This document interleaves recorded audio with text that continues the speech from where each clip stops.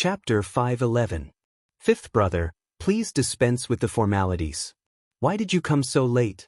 The martial arts competition has already begun.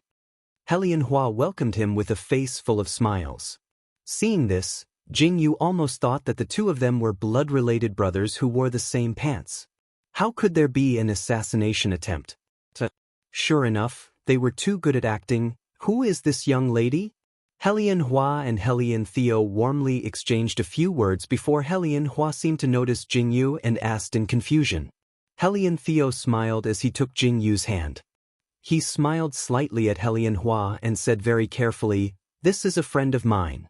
She said that she has never seen a female martial arts competition before and asked me to bring her here to broaden her horizons. Imperial brother, you wouldn't mind, would you?" No. Helianhua waved his hand and said, "Since you are fifth brother's friend, then quickly take a seat." "Many thanks, Imperial brother." Heliantheo smiled faintly as he let go of Helianhua's hand and sat down on his seat. "Speaking of which, I also have a friend who is coming. She should be arriving soon." Helianhua's gaze deeply looked at Jingyu's body and he laughed heartily.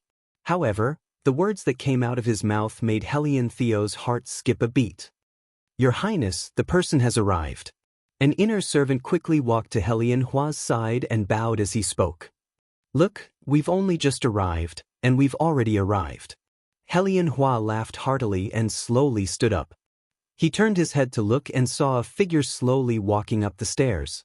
His clothes were as black as ink and there was not a trace of expression on his handsome face. His pitch-black eyes were deep and cold. His brows were raised to his temples, and his thin lips were slightly pursed. Jingyu had just turned her head when she saw a familiar figure slowly appear.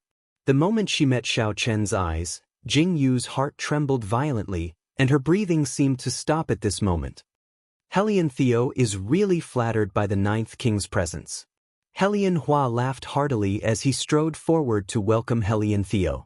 Heliantheo's expression changed slightly when he saw Heliantheo's fervent expression. "Your Highness." Xiao Chen nodded coldly at Heliantheo. Then, he turned his head and looked at Heliantheo, who had stood up. Xiao Chen narrowed his eyes and said, "Long time no see, fifth prince." "The ninth emperor's long time no see." Heliantheo replied with a fake smile. "The two of you are old acquaintances, so this prince will not introduce you. Please." Helianhua intentionally gave the main seat to Xiao Chen. Heliantheo sat next to Xiao Chen while Jingyu sat next to Xiao Chen. Such a strange arrangement made Jingyu, who had her head lowered, so nervous that she almost suffocated. She only had one thought in her mind, and that was that Xiao Chen would not be able to recognize her with her face covered. As long as she did not speak. The three of them sat down, and the competition continued. There was nothing special about the competition, so it was obvious that the four people sitting in the high seats did not have the intention to watch the competition. Helianhua's gaze kept wandering between Xiao Chen and Jingyu. Jingyu was almost stiff. She carefully inched towards Heliantheo, trying to get as far away from Xiao Chen as possible. Unfortunately, whenever Jingyu moved a certain distance away, Helianhua would speak. He made Xiao Chen take this and Xiao Chen take that. In the beginning, there was nothing wrong with it. However, after a while, Jingyu felt uncomfortable. Even Heliantheo could not stand it anymore. Chapter 512. Imperial brother, why don't you exchange seats with ninth prince? That way, you won't have to trouble ninth prince to carry your things, Heliantheo said with an ugly expression. "I won't." Before Xiao Chen could respond, Xiao Chen had already spoken. As he spoke, he turned his head slightly and stared unblinkingly at Jingyu's lowered head. A cold glint flashed across Heliantheo's eyes. He pulled Jingyu into his arms right in front of her. Hiss! Jingyu was shocked by Heliantheo's actions.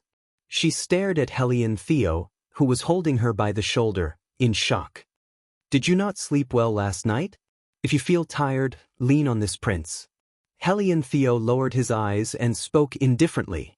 After he finished speaking, he did not even look at Jingyu's expression. Instead, his lips curled into a mocking smile as he looked at Xiao Chen. Xiao Chen's expression changed abruptly. He tightened his grip on the wine glass in his hand. His gaze fell on Hellion Theo's hand that was holding Jing Yu's shoulder. An indescribable anger rose within him. That hand was so glaring that he could not help but want to pull it away. Let go of her. Xiao Chen thought and did as he was told. He raised his hand and swatted away Hellion Theo's hand, then forcefully pulled Jing Yu towards him. Hellion Theo's expression turned cold. He suddenly grabbed Jing Yu's other hand, and the situation immediately turned into a tug-of-war. Aya! Jing Yu was forced to kneel in the middle of the two men. Xiao Chen and Hellion Theo stared at each other, neither of them willing to back down. What's wrong with you two? Jing Yu stood up and flung their hands away. Her eyes were filled with anger. Jing Yu? As soon as Jing Yu spoke, Xiao Chen hurriedly stood up. Hellion Theo also stood up. Jing Yu stared at the two of them for a long time. She felt a surge of anger in her chest. She fiercely swung her sleeves and said, "If you want to fight, go fight yourselves. Idiots. Don't bother me, I don't want to talk to anyone." Jing Yu turned around and left. Xiao Chen was anxious and wanted to chase after her, but Hellion Theo blocked his way. "Xiao Chen," she said not to bother her, Hellion Theo said with a faint smile as he stared at Xiao Chen. "Scram," Xiao Chen said coldly as he stared at Hellion Theo. "What's going on? Why did that lady leave?" Hellion Hua stood up at the right time and separated the two of them in a friendly manner. The only doubt in his heart disappeared at this moment. He smiled at Hellion Theo and Xiao Chen with a puzzled expression. "I give full marks for this acting. Imperial brother, I still have something to do, so I'll take my leave first." Hellion Theo smiled and bowed slightly to Hellion Hua. He said in a candid manner, "Her is tired. I'll send her back. She's a woman. Imperial brother understands." Hellion Hua laughed happily. Hellion Xiu gave Xiao Chen a provocative look, then turned around and left with large strides. Behind him, Xiao Chen's expression changed unpredictably. His handsome face was livid with anger. Hellion Hua turned his head and asked with a smile, "Ninth King, are you still going to watch this competition?" "Thank you for your hospitality, Your First Highness. This king has something to do, so I'll take my leave first." Xiao Chen casually bowed slightly to Hellion Hua. He turned around and left with large strides. In an instant, everyone on the high platform had left. "Your First Highness?" The Imperial Guard looked at the departing figure and called out to Hellion Hua in confusion. "Send someone to follow that woman. Report everything she does every day and everything she's doing to this prince without missing a single detail." Hellion Hua tilted his head to look at that Imperial bodyguard and said in a cold voice. Chapter 5:13. "Yes." The guard's expression turned solemn as he respectfully replied. Jing Yu completely ignored Hellion Theo who had chased after her. When she got into the carriage, she suddenly realized that this was Hellion Theo's carriage. Just as she was about to get down, Hellion Theo had already climbed in. Jing Yu glared fiercely at Hellion Theo before sitting back down. "Are you angry?" Hellion Theo sat down beside Jing Yu. He raised his eyebrows and said, "I didn't know that Imperial brother would bring Xiao Chen there today. From what you're saying, you already knew that Xiao Chen would come to the Northern Pastoral." Jing Yu looked at him with a scrutinizing gaze. Hellion Theo's breathing suddenly became sluggish. Hellion Theo opened his mouth to speak, but Jing Yu calmly interrupted him. "Hellion Theo, this is the money for the Northern Pastoral Courtyard. I've asked around and the houses in that area all cost about this much. You can keep it for yourself. In the future, I'll be able to live on my own here and I don't need you to disturb me anymore." Jing Yu indifferently threw the banknotes in her hand onto the soft couch in the carriage, stood up, and jumped down from the carriage. "Jing Yu!" Hellion Theo was shocked. He hurriedly lifted the curtain and saw that Jing Yu, who had jumped down from the carriage, had coincidentally bumped into Xiao Chen, who had just come out of the building. Jing Yu silently glanced at Xiao Chen before turning to leave. Xiao Chen looked at Jing Yu's departing figure and his eyes darkened slightly. He turned his head to look at Hellion Theo before following behind Jing Yu. He kept a distance from her and walked forward step by step. How could Jing Yu not know that Xiao Chen was following behind her? She just didn't want to pay attention to him. As they approached the northern pastoral courtyard, Jingyu suddenly stopped in her tracks. Xiaochen also stopped in his tracks. The two of them stood there quietly. Jingyu walked and stopped, and Xiaochen also walked and stopped. Damn it. Xiaochen's brain must have been kicked by a donkey. Damn it. Jingyu's heart was raging, and she finally couldn't take it anymore. She stood where she was and took a deep breath. Then, under the dumbfounded gazes of Xiaochen and Interrogation Officer 1, she broke into a run. Her speed was simply amazing. Xiaochen stood where he was, stunned. Xing Yi called out to Xiaochen. There's no need to chase after them, Xiaochen said with a faint smile on his face. Yes. Xing Yi bowed. Jingyu didn't even turn her head as she ran around the alley. She didn't know how many times she ran. Finally, she couldn't take it anymore. She leaned against the wall and gasped for breath. Naturally, the person behind her had been left behind. Jingyu sighed deeply. You're still too inexperienced to play with me. Jingyu took a deep breath. She stood up and slowly walked back to the northern pastoral courtyard. After shaking off Xiaochen, she was in a very good mood. Boss, you're back. After entering the northern pastoral courtyard, the servant in charge of cleaning the courtyard bowed warmly to Jingyu and greeted her. Jingyu nodded. Humming a tune, she walked towards the main hall of the northern pastoral courtyard. Before she reached the main hall, she saw Nwanyu anxiously greeting her. Jingyu looked at Nwanyu with a smile and said, Your ears are quite sharp. This lady hasn't even walked in yet and you already know that I'm back? Eldest miss? Nwanyu looked at Jingyu anxiously and said, Eldest miss, the 9th Emperor's is here. I know. I just shook him off. Jingyu walked towards the main hall and said indifferently, The 9th Emperor's. Nwanyu was about to speak anxiously when she saw that Jingyu had already stepped into the main hall. She couldn't help but close her eyes. Jingyu? Xiaochen was sitting on the main seat in the main hall. He slowly put down the teacup in his hand. When he saw Jingyu walk in, a faint smile appeared in his eyes. He stood up and called out to her. Tang Hongyang, Lu Luman, and Xiao Wenshi were all sitting in the main hall.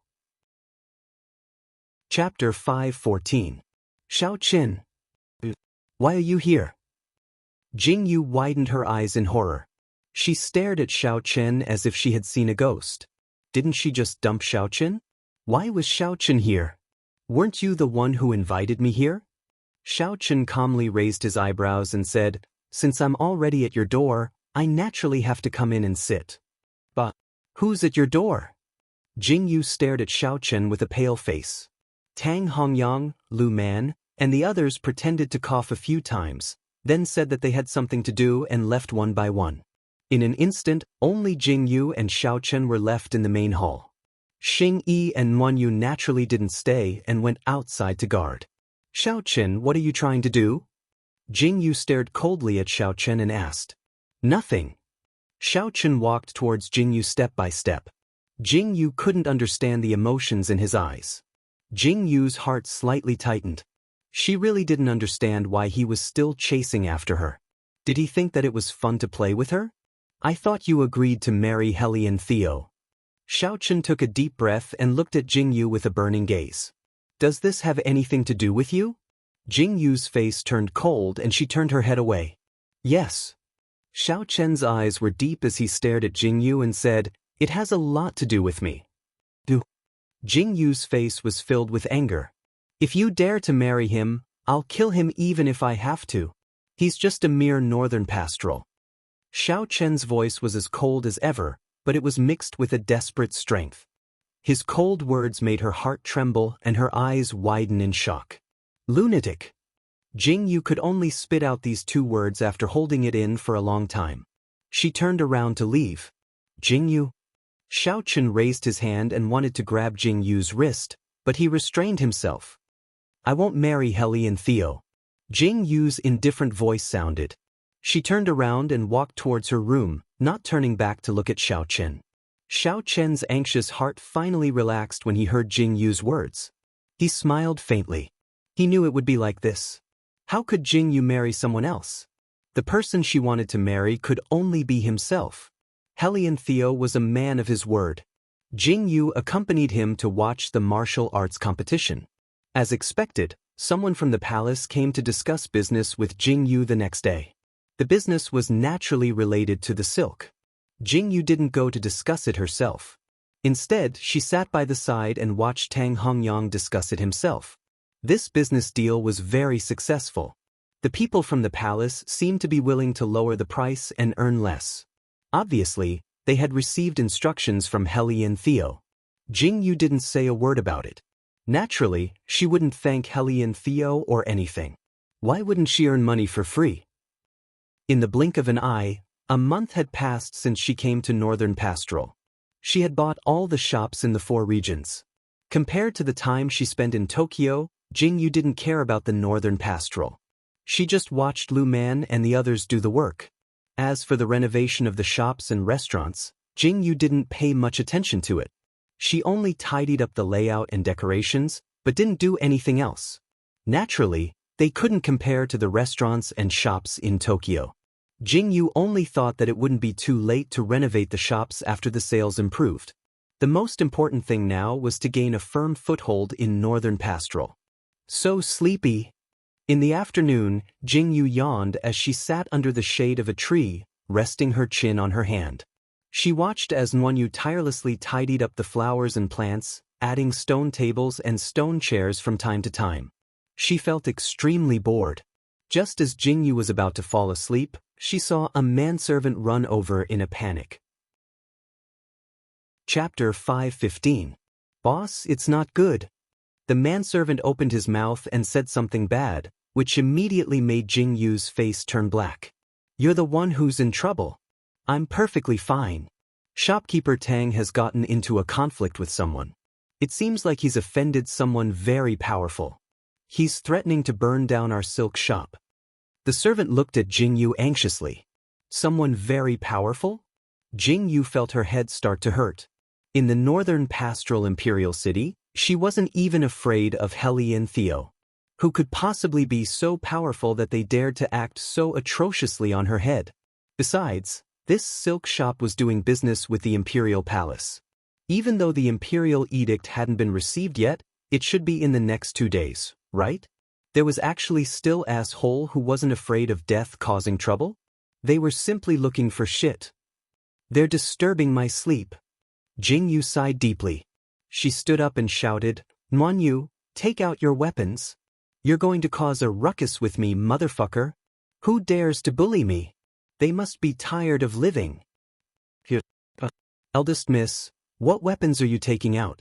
Nguyen Yu looked at Jing Yu with an adorable expression. Stupid. Of course it's to dress me up. Do you want me to go out like this? Jing Yu lowered her head to look at her inner garments and a casual outer robe. She glared at Nguyen Yu and shouted. Oh. Nguyen Yu lowered her head, feeling wronged. What kind of dress is called taking out weapons? When Jing Yu arrived at the shop, it was already packed with people. Seeing that Tang Hongyang's newly renovated shop had been smashed into a mess, Jing Yu's expression turned ugly. Tang Hongyang didn't bother tidying up. He moved a chair over and sat at the entrance, allowing the crowd to point at him. Everyone else in the shop was scared away. Jing Yu looked at Tang Hongyang with a slightly darkened expression. She was about to walk over when she heard shouts coming from afar. Out of the way, out of the way. A group of gray-robed manservants rudely pushed everyone aside. Jing Yu was also pushed to the side. Under everyone's complaints, a fiery red sedan stopped in front of everyone. Looking at the red sedan, those who didn't know would think that it came from somewhere to welcome the bride. Who dares to offend my Mu Palace? A slender figure stood in front of everyone. Jing Yu looked at the man who was wearing a flowery robe. He held a folding fan in his hand and wore a red flower on his head. His face was handsome, but his attire. This is Shimin Qing. Jing Yu's eyes almost popped out of their sockets as she stared at the man wearing a flowery robe. His flowery robe was so dazzling that it made Jing Yu's entire body twitch. Where did this guy come from? This is the second young master of the Mu Palace, right? Who else could it be? Seems like they're in for it after provoking young Marquis Mu. Jing Yu was filled with curiosity as she listened to the conversations of the people around her. After being in the imperial city for so long, it would be strange if she didn't know about the Mu Palace. The Mu clan's army was a tyrannical army that was famous in the four countries. It was also the most solid army in the northern pastoral country. A long time ago, Mu Chengtian followed the king of the northern pastoral to conquer the four countries and fiercely spread the name of the Mu clan. Every descendant of the Mu clan was sacrificed on the battlefield. The Mu clan became the strongest armor in the northern pastoral country. However, all of this ended after the death of the last general of the Mu clan. The Mu clan was the only marquis of the opposite sex in the northern pastoral country. This young Marquis Mu's full name was Muyu. His father, Muyu, died on the battlefield when Muyu was just a year old. The Mu clan had countless brothers, but Mu Jingyan passed away in this year, leaving only the Mu clan. Chapter 5:16. It was also in that year that the northern pastoral suffered a crushing defeat.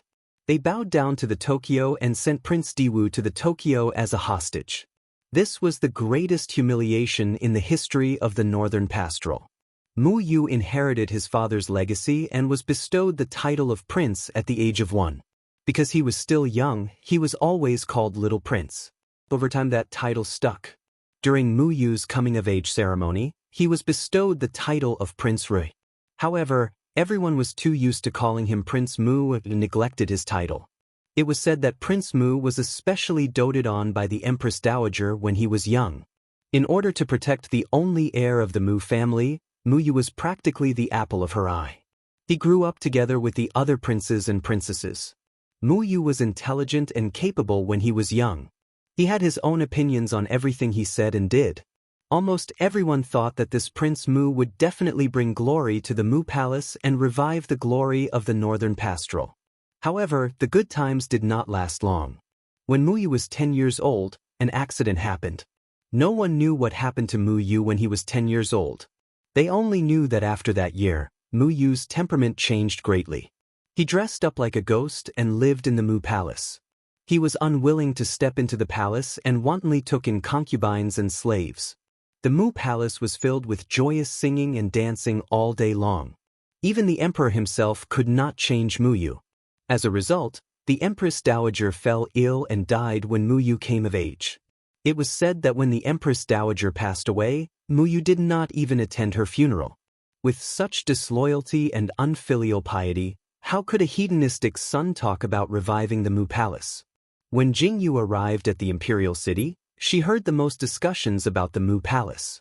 She had also heard of this little Prince Mu. Sure enough, it was as the saying goes, hearing by reputation was not as good as meeting in person. This little Prince Mu was really, Jingyu was so shocked that she forgot what she wanted to do. Little Prince, this is the shop. One of Mu Yu's attendants pointed at the shop where Tang Hongyang was sitting.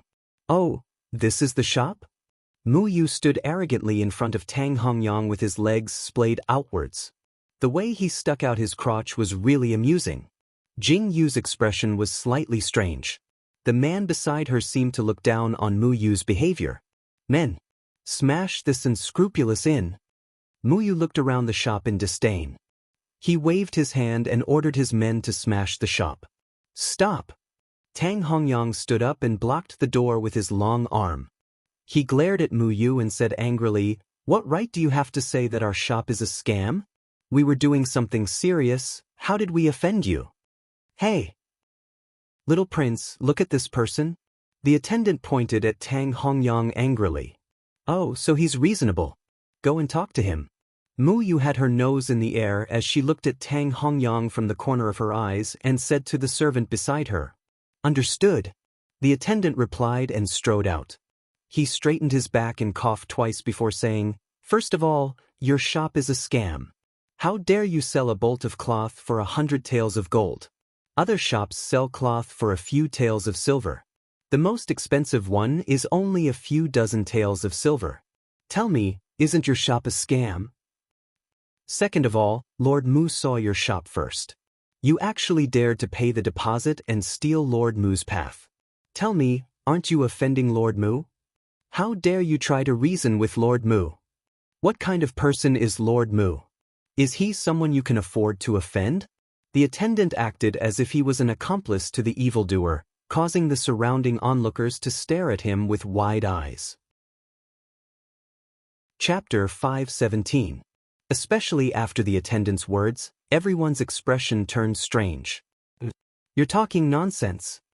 Tang Hongyang's face turned red and white from the attendant's words. In the end, he could not help but curse. "How dare you? How dare you insult His Highness? Someone come. Smash it." The attendant glared and waved his hand arrogantly. Cough cough. Mu Yu, who was standing behind the attendant, raised his hand and coughed twice. "Oh.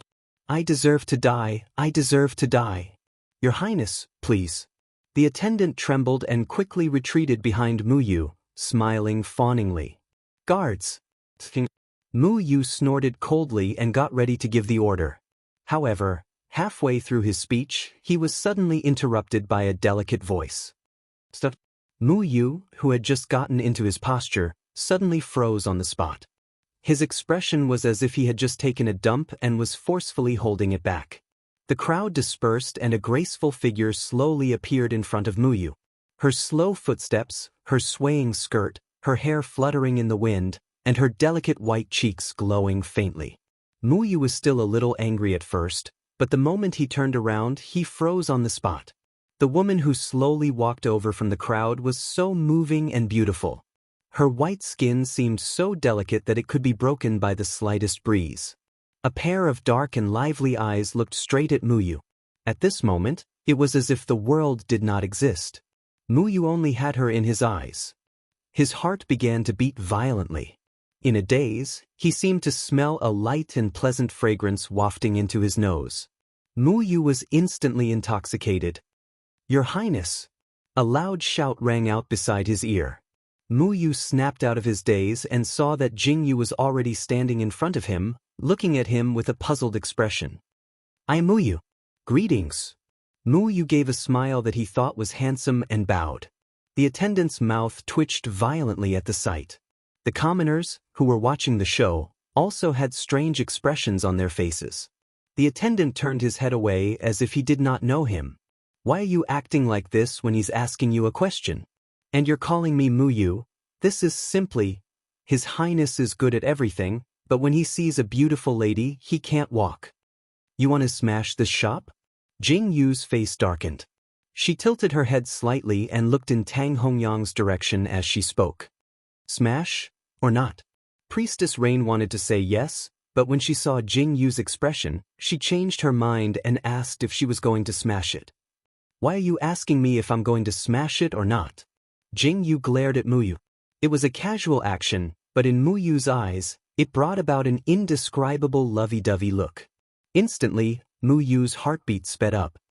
"Miss, do you think this shop should be smashed?" Mu Yu was dazed from her charms and asked dizzily. Jing Yu's mouth twitched. There was only one thought in her mind: it's over. This Mu Wangye isn't just a wastrel, he's also a fool. "Your Highness!" The attendant shouted again. Mu Yu quickly snapped out of his daze and straightened his back. He put on an act and said, "This shop is casually embezzling the commoners' money. It really can't be allowed to stay." "What embezzlement?" Jing Yu walked to the side and picked up a piece of cloth that had been stepped on. "This is a new piece of silk cloth. It's very different from normal cloth. 100 taels per piece is already considered cheap. Don't you know this, Mu Wangye?" Chapter 5:18. The owner of this shop has already reached an agreement with the people in the palace. In the future, this cloth will be exclusively used to make clothes for the people in the palace. The imperial edict will be issued soon, and this shop will become an imperial merchant. "Lord Mu, do you think this offended you, or did Lord Mu offend the imperial family?" Jing Yu turned her head and looked at Mu Yu with a faint smile. It's me." Mu Yu stared blankly at Jing Yu's every frown and smile. He didn't know what Jing Yu was talking about. In any case, he just nodded his head. Jing Yu's face darkened. She was completely defeated by Mu Yu's idiocy. "Your Highness." Mu Yu's attendant raised his hand and held his forehead. He looked like he was about to cry. "Then, Lord Mu, are you still going to smash this shop?" Jing Yu looked at Mu Yu with a smile. No, no. Mu Yu waved his hand and said, then, based on the loss of this shop, Lord Mu, are you going to? Jing Yu blinked her eyes and asked again. Leave it to this king. Someone come. Give me double the compensation. No, triple the compensation. Mu Yu waved his hand and directly gave the order. Under the stunned gaze of everyone, Mu Yu stood beside Jing Yu and said with a smile, Miss, are you tired from standing for so long? There's a restaurant in front. Why don't we go have a seat and have a cup of tea together? Fifth. Everyone spat out a mouthful of blood. This guy's brain was simply crazy. Jing Yu's face was about to cramp up. Just as she was about to say something, a cold voice suddenly interrupted. Nothing. The crowd was taken aback and they quickly made way for him. A man in black robes strode forward steadily and stood in front of the crowd. His tall and straight figure, handsome facial features, and the cold aura that surrounded his entire body was very shocking. Xiaochen? Why are you here? Jing Yu asked curiously when she saw Xiaochen standing nearby with a gloomy expression. Who are you? How dare you be so disrespectful to this king? Mu Yu saw that the person was a man. Although he was good-looking and had a good aura, other than his poor taste in clothes, everything else was good. If Xiaochen knew that he was being looked down upon by Mu Yu, he would definitely explode on the spot. I have poor taste in clothes. Of course, Xiaochen didn't know that when their eyes met, Xiaochen's face turned cold. He strode over to Jing Yu's side and stared coldly at Mu Yu. She's not free. If you want to drink tea, you can go by yourself. This lady didn't say anything. Or you. Why are you so rude? Mu Yu shouted at Xiaochen with a serious face. The expressions of the surrounding officials became even more interesting. Who was the rude one here? You're the most rude person in the world, yet you're pointing at others and saying they're rude. Mu Wangye, I'm a little thirsty. Why don't we have a drink together? At this moment, Jing Yu suddenly spoke up. Her words were gentle and pleasant. Xiaochen's expression changed instantly. Mu Yu's expression also changed. Instantly, a smile bloomed on his face. Hey, please, please, please. Mu Yu hurriedly stepped aside. Jing Yu glanced proudly at Xiaochen from the corner of her eyes. With light steps, she followed Mu Yu to a nearby restaurant. Everyone looked at the two leaving hand in hand and sighed in their hearts. Another beauty had been buried in the hands of the Mu Wangye. Xiaochen stood there with a dark expression. Xing Yi trembled violently and called out softly, Master? Chapter 5:19. Follow them. When Xiaochen said these three words, he was practically gnashing his teeth. Xing Yi swallowed his saliva in fear and respectfully replied, then followed Xiaochen into the restaurant. Jing Yu and Mu Yu had just sat down when they saw Xiaochen walking over. Jing Yu and Mu Yu's table was already filled with empty seats. Xiaochen's expression was frighteningly gloomy. Xing Yi didn't even need Xiaochen's command as he quickly walked forward and threw out a banknote. Move aside. This table was closest to Jing Yu and Mu Yu's table.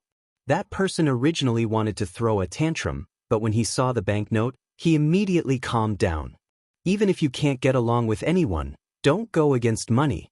Xiaochen and Xing Yi boldly and decisively sat down. Jing Yu and Mu Yu were already drinking tea. When Mu Yu saw Xiaochen's arrival, his face darkened and he fiercely glared at Xiaochen. Then, his face turned into a small face as he happily looked at Jing Yu and giggled foolishly. The way he stared at Jing Yu almost made Xiaochen want to rush up and gouge out this damned man's eyeballs. Is my woman someone you can look at? At this moment, Xiaochen's heart was raging, but the expression on his face didn't even change. Ha! Miss, your name is Jing Yu? What a good name. Mu Yu and Jing Yu chatted happily, but Jing Yu looked at Mu Yu as if she was looking at an idiot. The strange look in her eyes didn't disappear for a long time. However, after interacting with him for a long time, she felt that this Mu Yu didn't seem like those so-called hedonistic sons of rich parents. I think Miss Jing Yu isn't from the northern pastoral region, right? Mu Yu politely poured tea for Jing Yu as he asked. No, I'm from the Tokyo region. Jing Yu held the teacup and took a sip as she replied indifferently. Tokyo? What a good place. Mu Yu's eyes lit up as he smiled and said, I have a brother called Helian Theo. You know him? It's the fifth prince. He went to the Tokyo region when he was very young. I really envy him for being able to go overseas to such a faraway place. If you want, you can go too. Jing Yu raised her brows slightly as she looked sideways at Mu Yu. Pa, that's right, that's right. Mu Yu didn't seem to want to continue this topic as he chuckled and said, Miss Jing Yu, why did you come all the way to the northern pastoral region? Are you planning to stay here for a long time? Or are you looking for someone? Why do you want to know so much? Jing Yu lazily glanced at Mu Yu as she spoke indifferently. Those resplendent, pitch-black eyes were clear and moving. Mu Yu's gaze on Jing Yu relaxed slightly and he couldn't look away for a moment. Xiao Chen, who was sitting not too far away, couldn't take it anymore and was about to explode when Xing Yi pulled him back. Calm down. Xing Yi's face was full of black lines. Why do you keep staring at me? Jing Yu frowned as she felt her hair stand on end from Mu Yu's gaze. I'm sorry. Mu Yu hurriedly looked away and said with a laugh, Miss Jing Yu is the second person I've seen who is worthy of being called a beauty. Then who is the first? Jing Yu blinked curiously as she asked in confusion. Naturally, it's Helian Theo. If it weren't for the fact that he's a man, this king would have asked the emperor to take him as his wife long ago. Mu Yu sat up excitedly as his eyes filled with nostalgia and pity. He clicked his tongue and sighed, what a pity. He's so beautiful, but he's a man. Fifth. Jing Yu spat out a mouthful of tea as she looked at Mu Yu in horror. Chapter 520. This guy actually took a liking to Helian Theo. Oh my god. But it doesn't matter. It's my honor to have this king meet Miss Jing Yu in my lifetime. It's also our fate. Mu Yu changed the topic and looked at Jing Yu excitedly. If this guy proposes next, I'll definitely beat him to death. Jing Yu stared blankly at Mu Yu and silently mocked him in her heart. Miss Jing Yu, we are fated to meet each other. Both of us are unmarried, so why don't you marry me? I promise that I'll only be good to you in this lifetime. Mu Yu stood up emotionally and sincerely as he spoke to Jing Yu affectionately. Bang! The table that Xiao Chen was sitting at immediately shattered under Xiao Chen's palm as soon as Mu Yu finished speaking. Hey, what are you doing? Mu Yu had just finished his confession when Xiao Chen walked over with a murderous look on his face. Put me down. Xiao Chen didn't say anything and grabbed Mu Yu's collar before dragging him away. Probably. Miss Jing Yu, I'll be waiting for your news. Cough, cough, cough. Are you trying to strangle this king to death?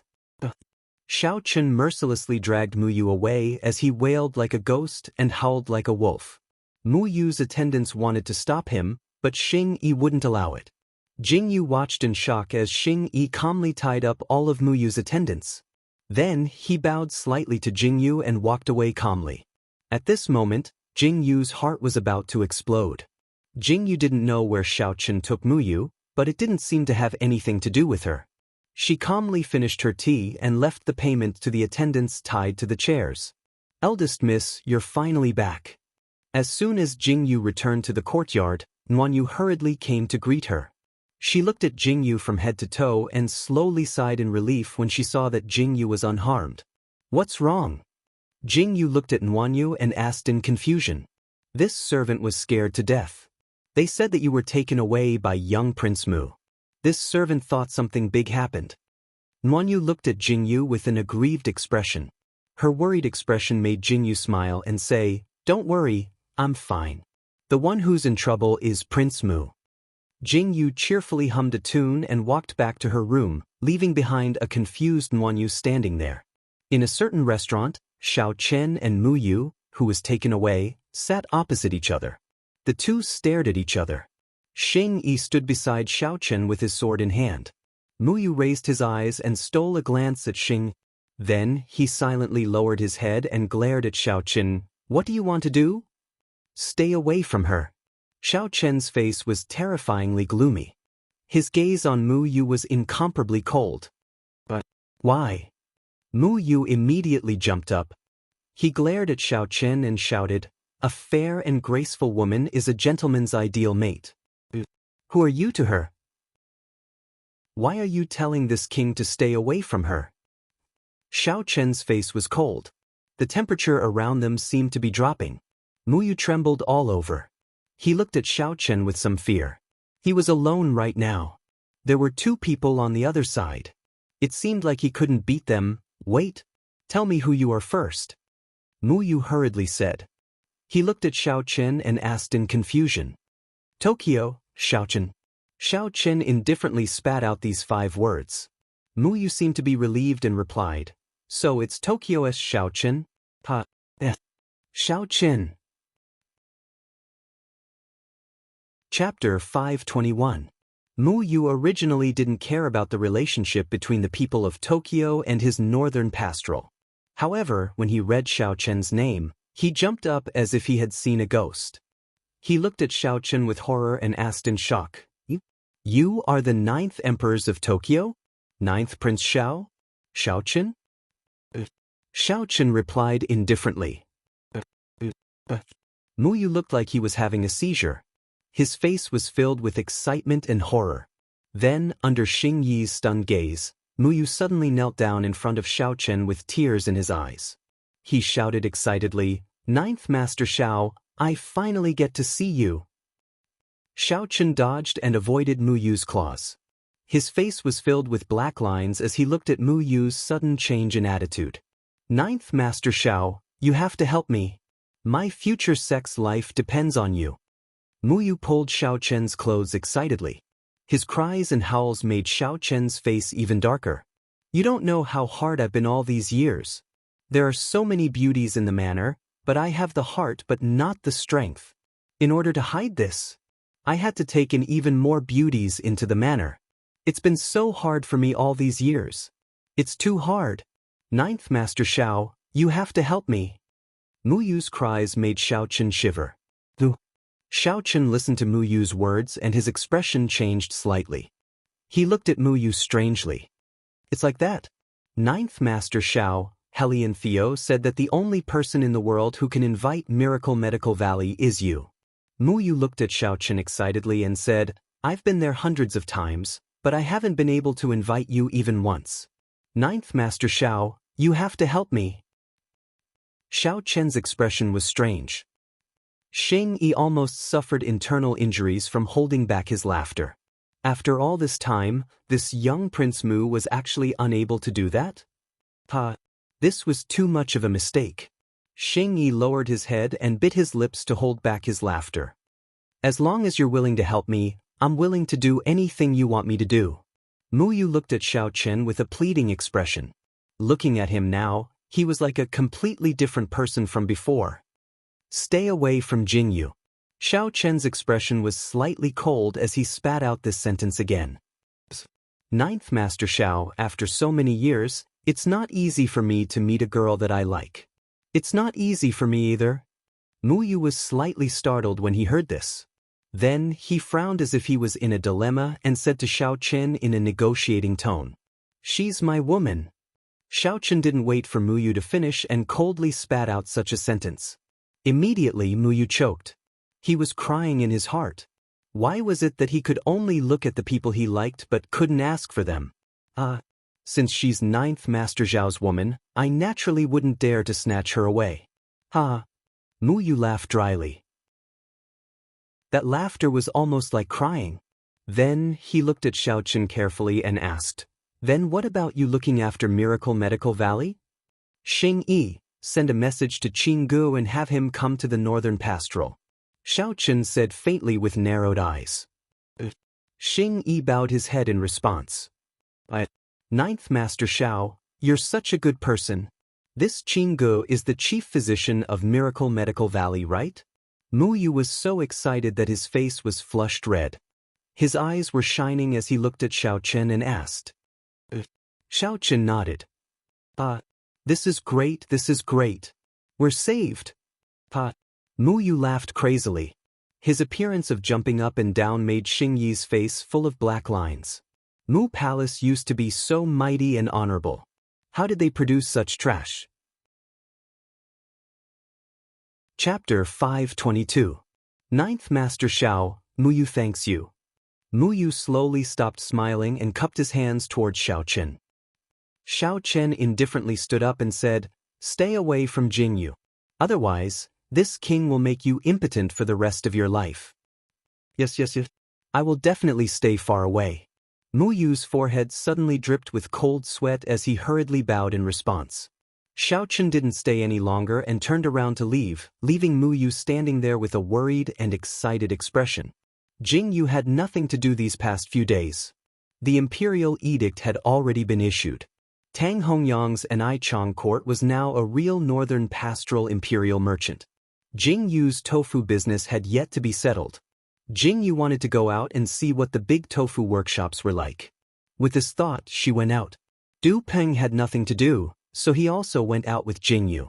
They went to 2 or 3 tofu workshops, but they didn't show you the essence of the tofu.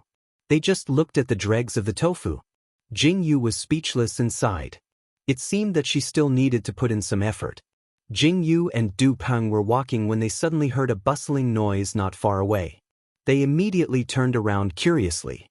The crowd parted and Jingyu saw Prince Mu, who was wearing a red flower on his head and a flowery robe, strutting around and inspecting the people.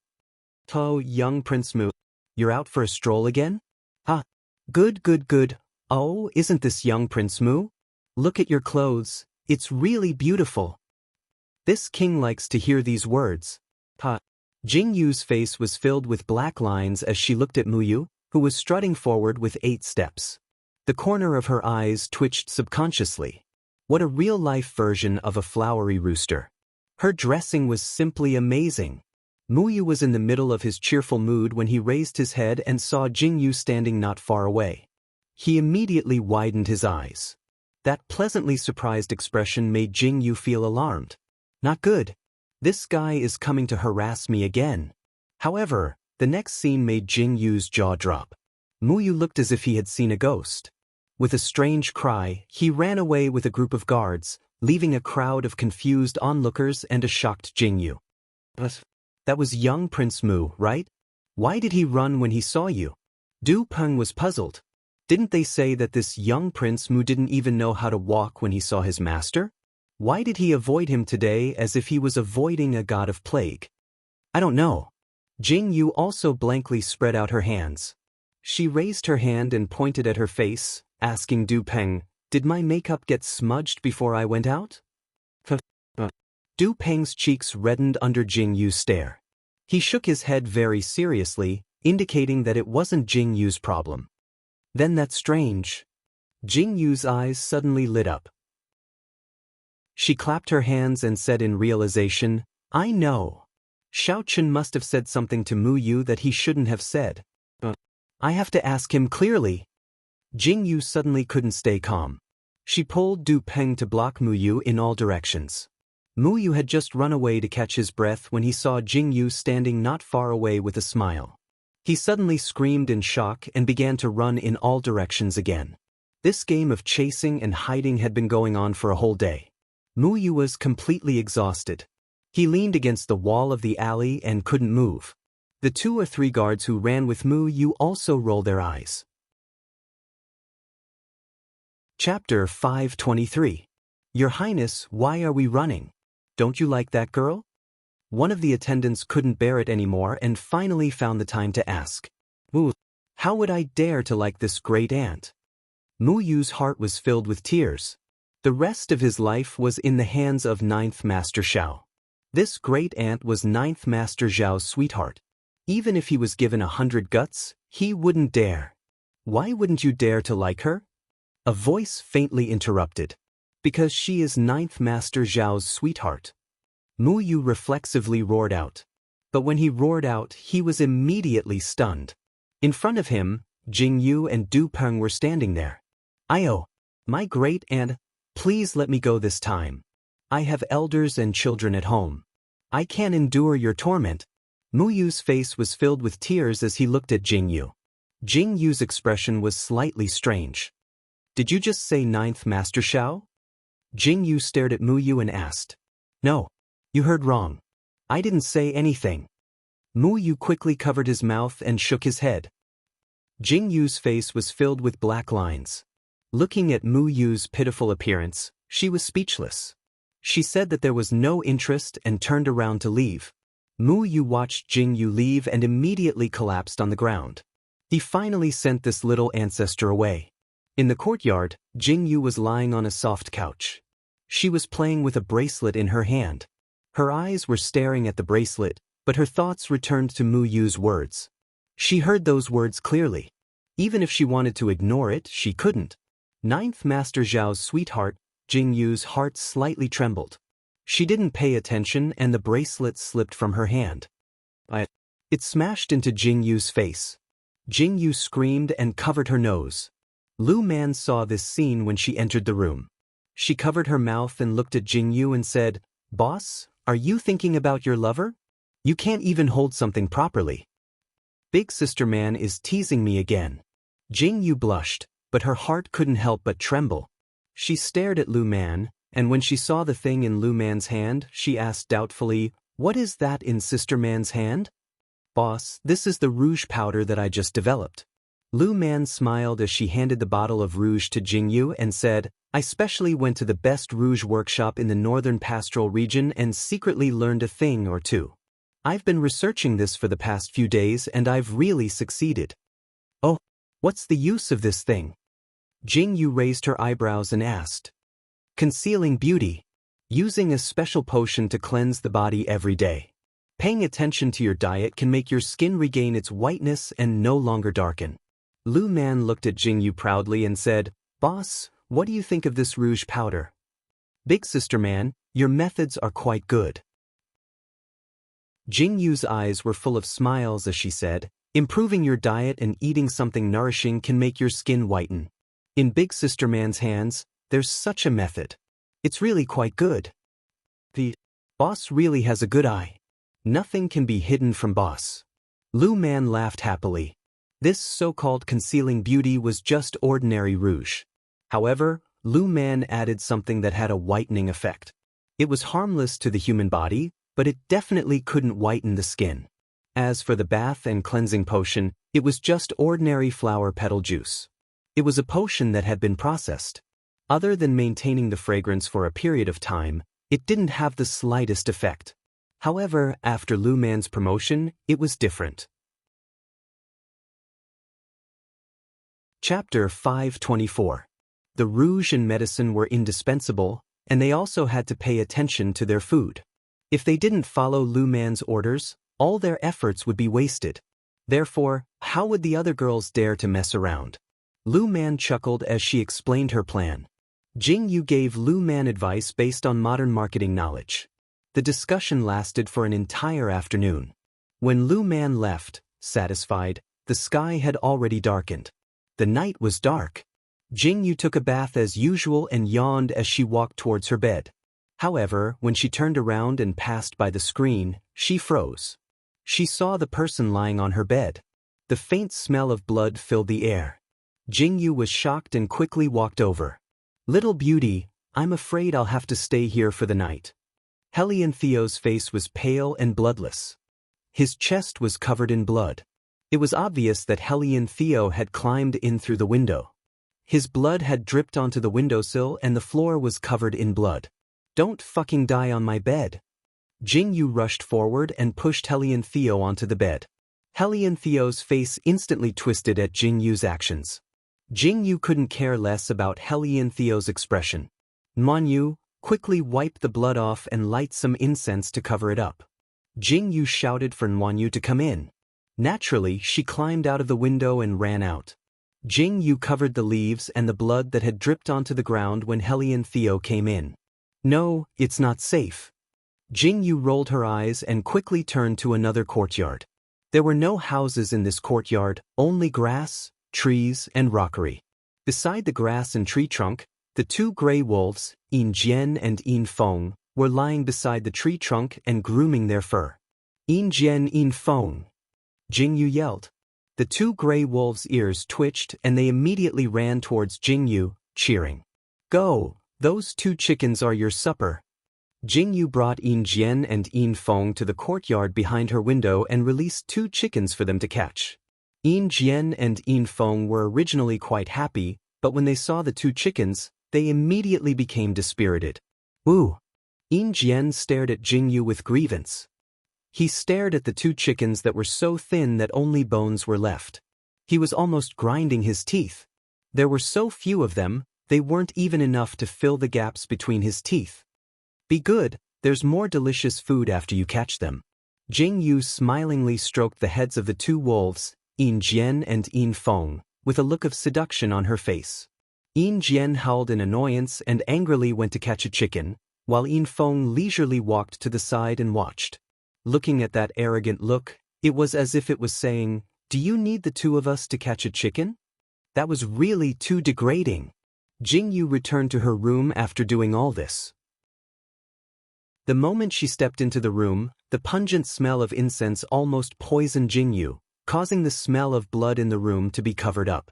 Jingyu felt dizzy for a moment. She pinched her nose and walked towards the bed. "You're a scourge." Jingyu looked at the unconscious Hellion Theo with a face full of anger.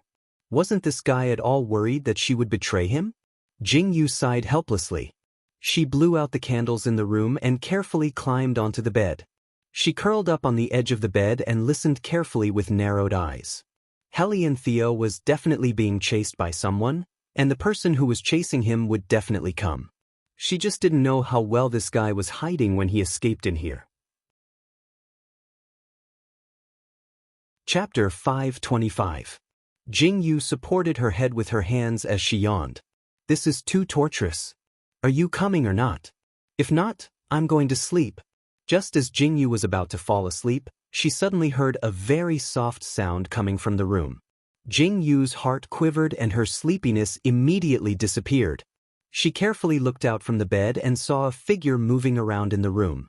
Moreover, the person seemed to be very familiar with the place. He didn't look for anyone, nor did he do anything. He just sat quietly at the table in the room and looked at the bed. This made Jingyu feel very strange. Is this person here to kill Hellion Theo? Why doesn't it look like it? Jingyu muttered to herself. The person sitting down suddenly stood up and walked towards the bed with silent steps. Jingyu was surprised. She slowly reached for the dagger beside her and held it in her hand. She waited for the person to lift the bed and then stabbed him. Sure enough, the man in black wanted to reach out and lift the blanket, but just as he was about to lift it, he retracted his hand. This repeated for a long time. Jingyu's heart was also raised, and put down. In the end, she almost went berserk. Where did this fucker come from? Jingyu held her breath. Just as she was about to make her move, the bed suddenly lifted and a huge figure appeared in front of Jingyu. Their eyes met and Jingyu's dagger froze in her hand. "Xiaochen? What are you doing here?" Xiaochen stared at Jingyu with a gloomy face. His gaze then fell on Hellion Theo, who was lying on the bed. His face was pale and he could tell that he was seriously injured. At such a close distance, how could he not smell the smell of blood? Jingyu was holding a dagger in her hand. Her hair was loose and she was wearing a single layer of clothing. She was actually lying on the same bed as Hellion Theo. Xiaochen's face instantly became gloomy and the fury in his eyes almost reached its peak. However, at this moment, there seemed to be extremely light footsteps on the roof. Xiaochen was stunned. Jingyu cursed in her heart. It seemed that it was too late to chase Xiaochen out now. Jingyu's brain turned. Without saying a word, she raised her hand and pulled Xiaochen up with her, raising her hand to cover Xiaochen's mouth. "Don't make a sound." In the dark night, Jingyu's body was so close to Xiaochen's body. The hand covering Xiaochen's mouth had a familiar warmth. Jingyu's pitch-black eyes twinkled. In order to hide her body, she practically burrowed her entire body into Xiaochen's arms. Jingyu was so focused on the movements outside that she didn't realize how close she was to Xiaochen. However, Xiaochen could feel it. In the dark night, Xiaochen's deep eyes stared calmly at Jingyu's side profile. This was the first time he felt the scorching heat of his heart beating in his chest. He was so close to her and she was within his reach. Sure enough, there were more than one black-clothed men outside. There seemed to be 3 or 4 of them searching the room. Did you find anything outside? One of them asked. There are bloodstains, but they don't belong to that person. The other person's voice sounded sullen. What happened to your clothes? The other person continued to ask. Don't mention it. This family actually raised 2 wolves in the backyard. If I hadn't run fast enough, I would have been torn to pieces. The person said bitterly. Ha! One of them seemed to want to laugh, but he suddenly covered his mouth. He looked around and said, Let's go inside and take a look. Chapter 526. Jingyu. Xiaochun looked at Jingyu with burning eyes and said, On the day of the wedding? Xiaochun was silent for a moment. Just as he was about to speak, he suddenly coughed. Cough water? Hellion Theo had been unconscious for so long, but he woke up at such a critical moment. Jingyu was worried because of Xiaochun's words. She seemed to be anticipating Xiaochun's words, but at the same time, she seemed to be afraid of hearing them. However, at this moment, Hellion Theo woke up. Hellion Theo, you're awake. Jingyu slipped out from under Xiaochun's shadow and quickly walked to the bedside with a glass of water. She raised her hand to feed Hellion Theo the water, but Xiaochun snatched the glass from her hand. Let me do it. Xiaochun sat on the bed and raised his hand to support Hellion Theo's head as he fed Hellion Theo the water. I'm going to find someone to bandage Hellion Theo's wounds. Jingyu looked at Xiaochun's actions and pursed her lips slightly. Then she turned and walked out of the door. Xiaochun looked at Jingyu's back as she left. His eyes were deep as he narrowed his eyes at the sleeping Hellion Theo. His eyes were cold. Obviously, something must have happened on the day of the wedding.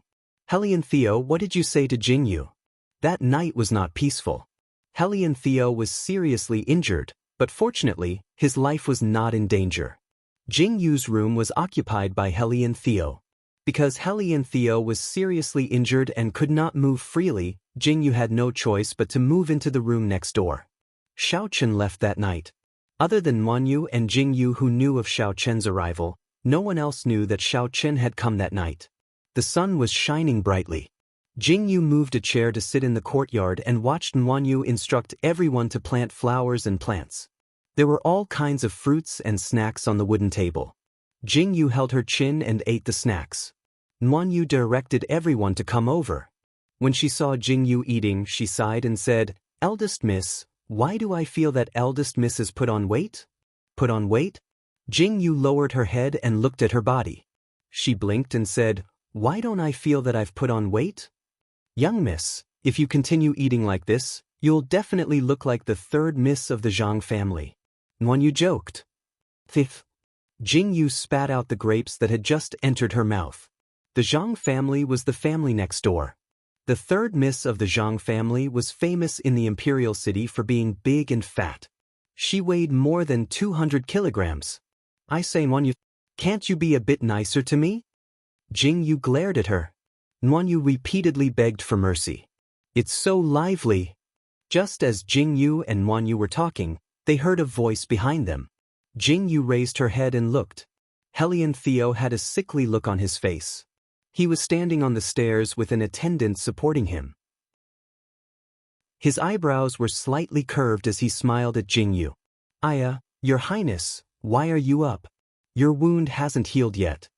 Wanyu cried out in alarm and hurriedly went forward to support him. It's too boring to lie in bed. Perhaps I'll recover faster if I get up and walk. Hellion Theo smiled faintly.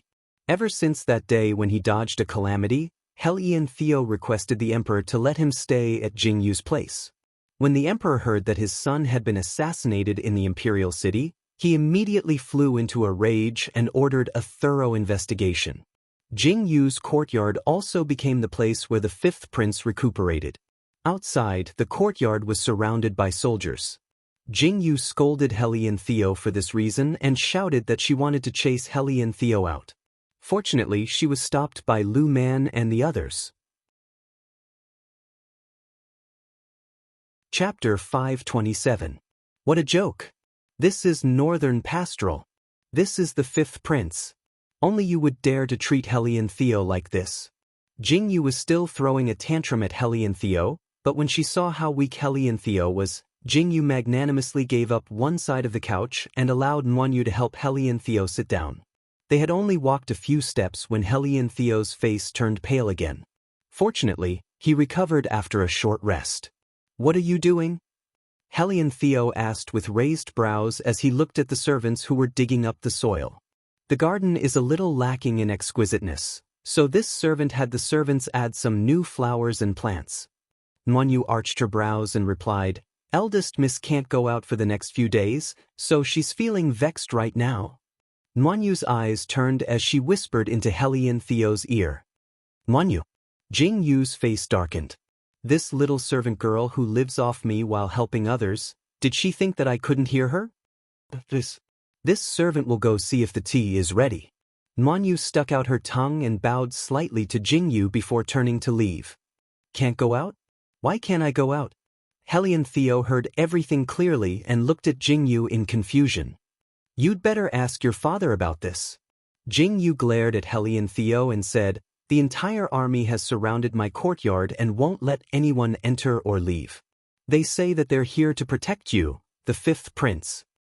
"There's such a thing?" Heli and Theo was stunned. He frowned slightly and waved his hand at the attendants standing behind him. "Have the army withdraw. If they want to protect me, have them do it in secret as well. They can't cause trouble for the people in the courtyard." "Are you satisfied with this?" Heli and Theo gave his orders and looked at Jingyu indifferently. "That's more like it." Jingyu rolled her eyes, stretched and stood up. "I haven't been out for a long time. I'm going out to play. You stay here and recuperate." Jingyu finished her sentence and turned to leave. Heli and Theo watched Jingyu leave and raised his eyebrows slightly. A faint smile appeared at the corner of his lips. Jingyu had nothing to do, so she went to Tang Hongyang's shop. Then, she wandered over to Lu Man's new beauty salon. It looked pretty good. She originally wanted to wander around and go back, but she didn't expect to find Muyu in a restaurant. Since she had nothing to do anyway, she walked over to Muyu. "Massage on the left. Massage on the right. Yes. Continue." Muyu leaned back in his chair like a boss. A beautiful woman was massaging Muyu's shoulders behind him. The attendants were all standing to the side. Suddenly, a sharp-eyed attendant saw Jingyu walking over and immediately became nervous. It was obvious that this attendant was one of the people who had been chased by Jingyu the last time. Now that he saw Jingyu, he instinctively wanted to run away. "Your Highness, Your Highness. Your Highness, Your Highness, is here." The attendant's words almost made Jingyu burst out laughing. "Since when did this king have a Your Highness?" "Nonsense." Muyu almost spat out a mouthful of tea as he glared at the attendant. "Oh, it's that, Your Highness." The attendant was flustered and tried to explain, but no matter how hard he tried, he couldn't explain it well. Muyu's face darkened. Jingyu's face also darkened.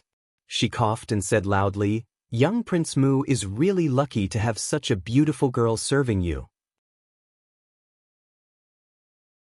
Chapter 528. Io. Muyu turned his head and saw Jingyu. He immediately stood up excitedly. It was hard to tell whether he was crying or laughing. Or maybe he was so scared that he opened his mouth and said, "My great aunt. Why did you come here again?" "Shut up. What great aunt?" Jingyu's face darkened. She glared at Muyu and said, "I was just passing by and saw you here, so I came here to ask for some water." "Water?" Yes. "Someone come. Serve good tea." Muyu waved his hand and a pot of good tea appeared. However, to Jingyu, who didn't know much about tea, no matter how good the tea was, it was no different from ordinary tea. Muyu pushed everyone to the side and looked at Jingyu with a smile. "How is the taste?" "It's average." Jingyu took a sip and said indifferently. Muyu's breath stagnated and he cursed in his heart. Who would taste tea like it was water? However, he still smiled and said, "Miss Jingyu is indeed different. This tea is not to my liking." "Okay, put away your attitude. Tell me, what did Xiaochen say to you?" Jingyu stared at Muyu and asked. Come. "Miss Jingyu, try these snacks.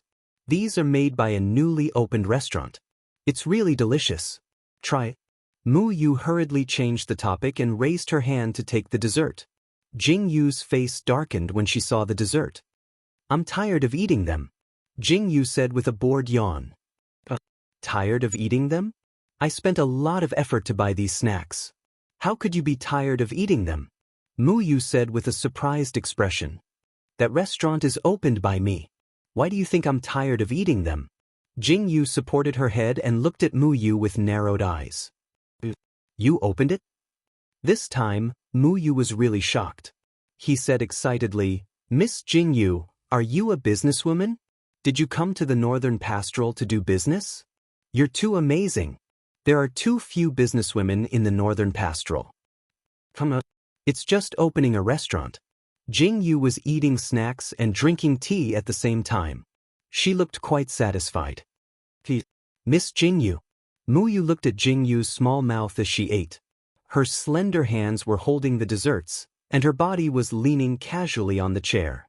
Her fair skin was too tempting. HM? Jing Yu's eyes turned and looked at Mu Yu. Her bright black eyes and snow-white neck made Mu Yu stare straight at her. He looked like he was about to drool. Jing Yu's face darkened. Where are you looking at?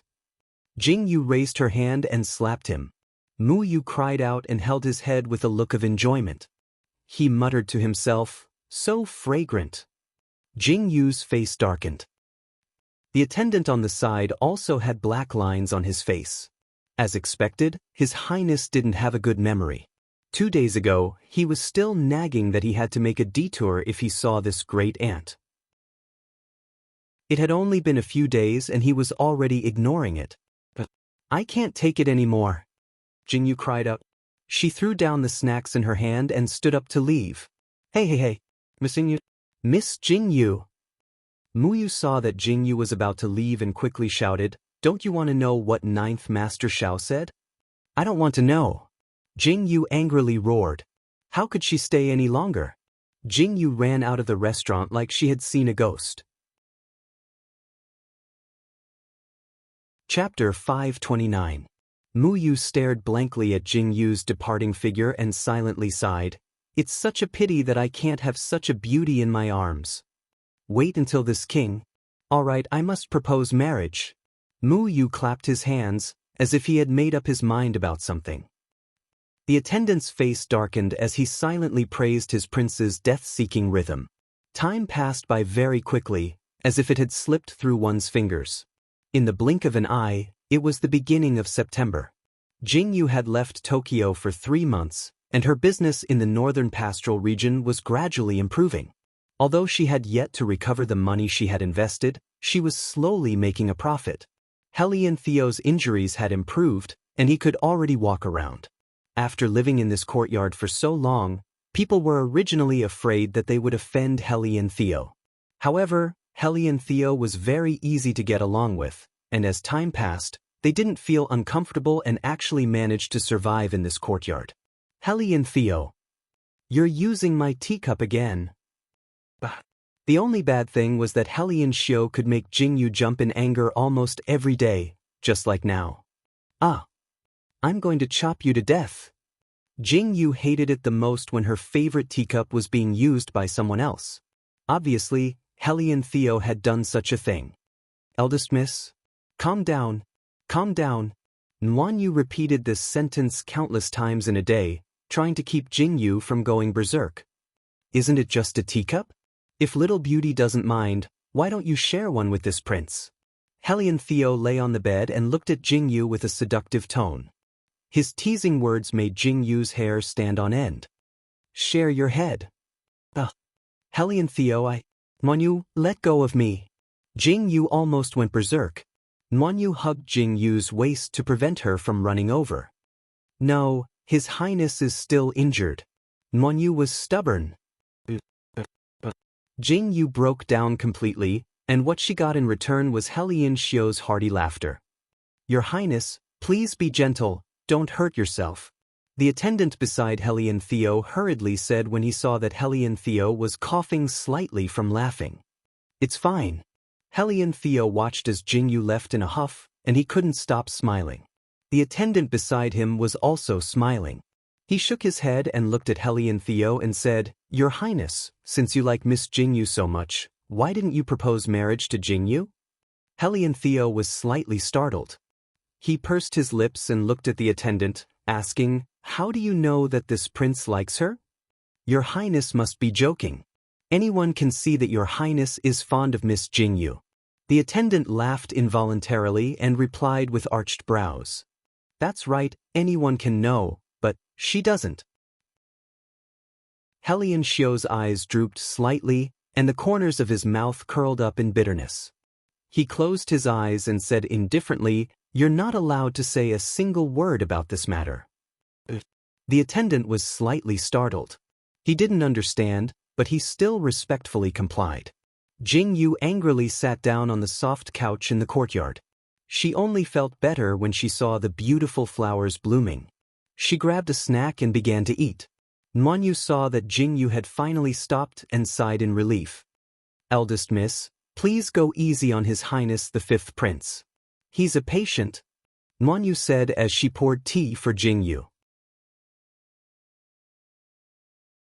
Chapter 530.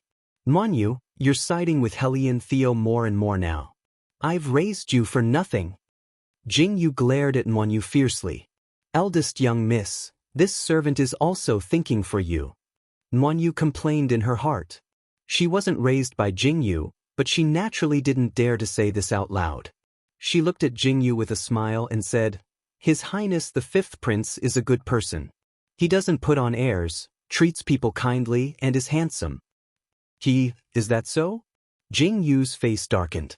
She looked at Nuanyu from the corner of her eyes and said, "Tell me, which one is bad in your eyes?" In any case, he's better than the Ninth Emperor." Nuanyu pouted and said, "The Ninth Emperor is so fierce. It's a good thing that eldest miss didn't marry the Ninth Emperor. Look at His Highness the Fifth Prince, he's so good to you. Now that your shop is stable, it's time to think about your marriage." "Is Helian Theo really that good? Xiaoqun is fierce?" Jingyu blinked and asked Nuanyu.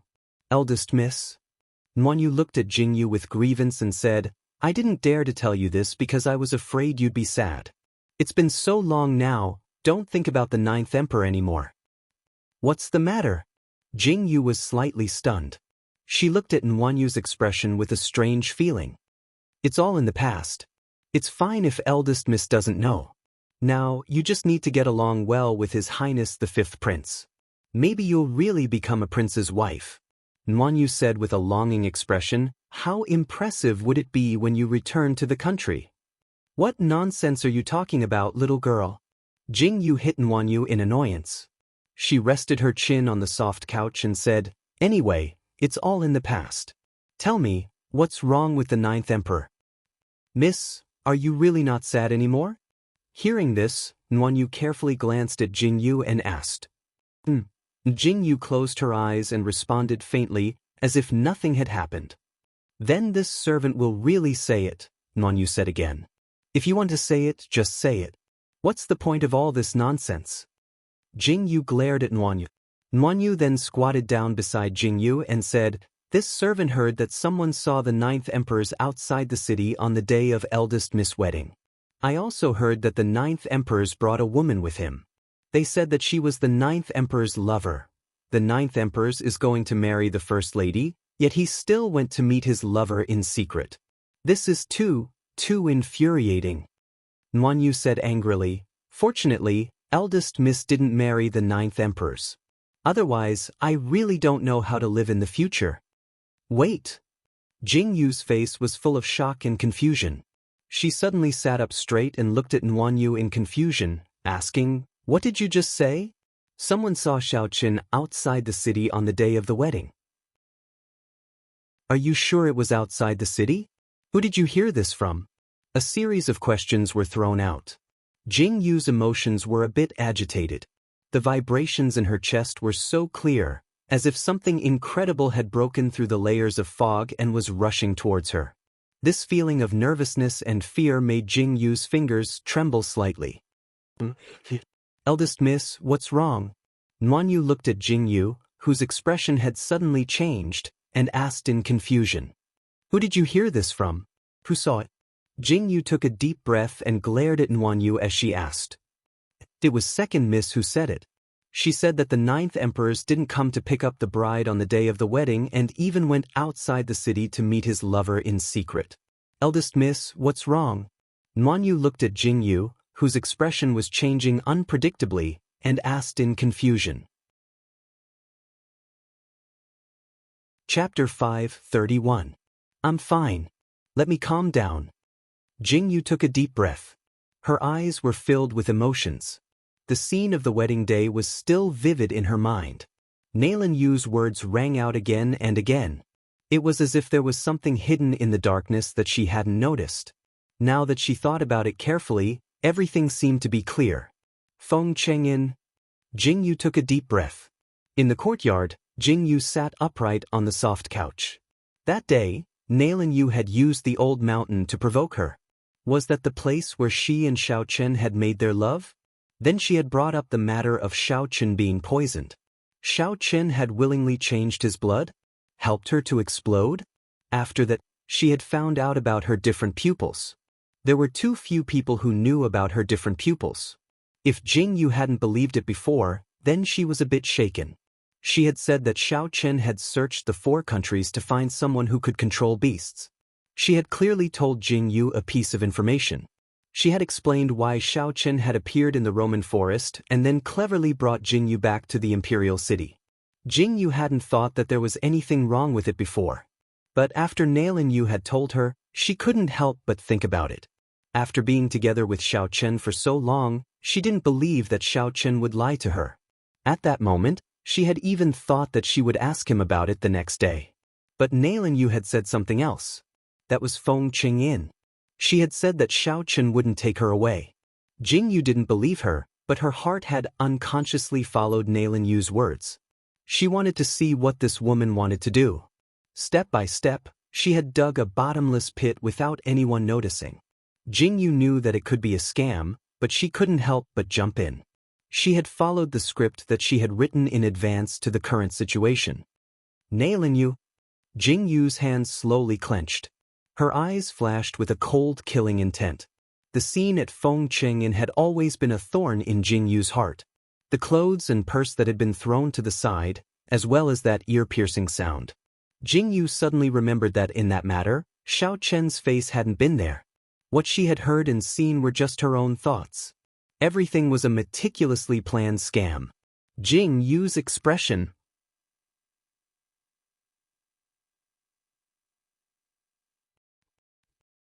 He, as always. Jing Yu raised her head and looked at Hellion Theo. She didn't say anything. Her silent expression made Hellion Theo slightly surprised. He restrained his expression and asked, "What's wrong?" "Hellion Theo, you like Nalan Yu, right?" Jing Yu asked. Her question was so sudden that Hellion Theo didn't react for a moment. Under Jing Yu's calm gaze, Hellion Theo slowly straightened his body. He looked at her and said, "Xiao Chen has already told you. Why are you asking me? Tell me, is Nalan Yu dead or alive?" Jing Yu's lips curled into a cold smile. She looked at Hellion Theo indifferently. Do. Hellion Theo's heart trembled. He looked at Jing Yu with some uncertainty. Chapter 5:32. Nalan Yu didn't die. Did you arrange for her to fake her death? Jing Yu narrowed her eyes as she looked at Hellion Theo. Hellion Theo's expression became serious as he pursed his lips and stared at Jing Yu without replying. Let me guess. Hellion Theo, you must have known that Xiao Chen was poisoned by Nalan Yu, right? Nalan Yu's assassination failed and she fled to your place. She cried to you that Xiao Chen had wronged her and wanted you to avenge her. However, you knew that Nalan Yu was lying. Although you didn't avenge Nalan Yu, you did help Nalan Yu escape death. Jing Yu stood up and walked with light steps as she stared at Hellion Theo. After that, you felt guilty and didn't know how to explain yourself to Xiao Chen, so you distanced yourself from him. Hellion Theo, am I right? You've seen her. Hellion Theo's cold voice sounded. It wasn't a question, but rather an affirmation. How could I have forgotten about you? Jing Yu laughed twice as if she had finally figured out something. She finally understood something, but it was filled with bitterness. She didn't do anything to you, right? Hellion Theo opened his mouth to call her, but then changed his words. He frowned as he stared at Jingyu. You heir? You called her you heir? Jingyu's heart trembled slightly. She turned her head and stared at Hellion Xiao with burning eyes and asked, What did Xiaochen call her? Is it also you heir? No, Xiaochen calls her Nalan. Hellion Theo paused slightly, pursed his lips and looked at Jingyu. She's not a bad person, She's not a bad person.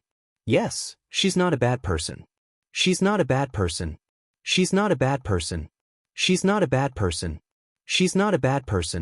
She's not a bad person. She's not a bad person. She's not a bad person. She's not a bad person. She's not a bad person. She's not a bad person. She's not a bad person. Hellion Theo, this is the Nalan Yu that you said wasn't bad. Jingyu almost laughed out loud. She looked at Hellion Theo indifferently and said, Now, whenever I think of wearing that woman's clothes and accompanying you to the palace to celebrate the Empress Dowager's birthday, I feel disgusted. Jingyu threw down these words with a face full of disgust. She didn't say anything else. She fiercely flicked her sleeves and turned around. You'd better go wash your eyes. Take a good look at who the Nalan Yu that you said wasn't bad is. This courtyard can't accommodate a great Buddha like you. Please leave as soon as possible. Jingyu left. Hellion Theo stood there with a dull expression. The things that Jingyu had just said made Hellion Theo unable to believe it. Was the ruthless and unscrupulous woman that Jingyu spoke of really the Nalan Yu he knew? However, the events at Fengcheng Inn still echoed in his mind. Jingyu's expression. He had always been curious about what had happened to make Jingyu disregard everything and break off the engagement. Now, Hellion Theo seemed to know. Jingyu must have seen something. A scam? Fengcheng Inn and Xiaochen broke off relations. It must be related to Xiaochen. Hellion Theo slowly clenched his fists. He took a deep breath and returned to his room with a cold expression. He left in the afternoon. Hellion Theo left in a hurry. Jingyu didn't even show her face. Nuanyu was very curious. What happened between Jingyu and Hellion Theo? One left in a hurry without even saying goodbye. The other closed the door and refused to see her. Did they quarrel? Jingyu lay in bed digesting all kinds of things. Finally, all her emotions turned into a long sigh. Jingyu turned over and buried her face in the quilt. This series of stimulations made Jingyu feel sleepy. Just as she was sleeping soundly, she was awakened by the noise outside. Chapter 5:33. Nuanyu, what's wrong? Jingyu slightly frowned and raised her voice to ask. Eldest young miss, you're awake. Nuanyu quickly entered and slightly bowed towards Jingyu. What's going on outside? Why is it so noisy? Jingyu asked in confusion. It's nothing, eldest young miss. Please continue sleeping. Nuanyu slightly curled her lips and bowed towards Jingyu. Miss Jingyu. Miss Jingyu. His Highness sent me to pass on a message to you. Did you hear it? Jingyu was just about to go back to sleep when she heard a loud shout from outside. She was slightly stunned and looked at Nuanyu in confusion. Her eyes were full of questions. Eldest young miss, the person who came is from the Mu Palace. It must be young Prince Mu playing with you. Young miss, you don't have to pay attention to it. Nuanyu said with a pout. Miss Jingyu, come out quickly. If you don't come out now, it will be too late. His Highness said that something happened to 9th Master Xiao. Jingyu originally didn't want to pay attention to it and was about to have Nuanyu drive the person out. But she didn't expect that when she was about to lie down, she would hear this voice. Xiaochen. Jingyu's body trembled and suddenly stood up. Nuanyu was also shocked. 9th Master Xiao? 9th Emperors? What did you say? Jingyu got up and opened the door. She saw a man being held by several servants. It was indeed Mu Yu's attendant. Jingyu, you finally came out. Quickly go to the city gate. Something happened to 9th Master Xiao. When the attendant saw that Jingyu finally appeared, he quickly said, What happened? Speak clearly. Jingyu's face gradually turned cold. She narrowed her eyes and stared at the attendant. This lowly one doesn't know either. His Highness ordered this lowly one to deliver a message. It seems that Ninth Master Shao is injured and is now heading out of the city gate towards the forest in the east. His Highness is already chasing after him. This lowly one doesn't know what's going on either. The attendant replied in a panic. After following his master for so long, this was the first time he had seen him in such a terrifying state. Now that he thought about it, he felt scared. It was impossible for this attendant to not be anxious. Injured? Out of the city, the forest? Jing Yu's heart trembled violently. She suddenly asked, "What day is it today?" "The 10th of the Lunar New Year." The attendant was slightly taken aback. Was this the time to be concerned about the date of the Lunar New Year? This is bad. Quickly prepare the horses. Jing Yu's face suddenly changed. She quickly rushed towards the gate of the courtyard. Everyone in the courtyard also panicked. Although they didn't know what was going on, if something could make Jing Yu turn pale, then something big must have happened. A black horse was like an arrow heading straight for the northern pastoral city gate.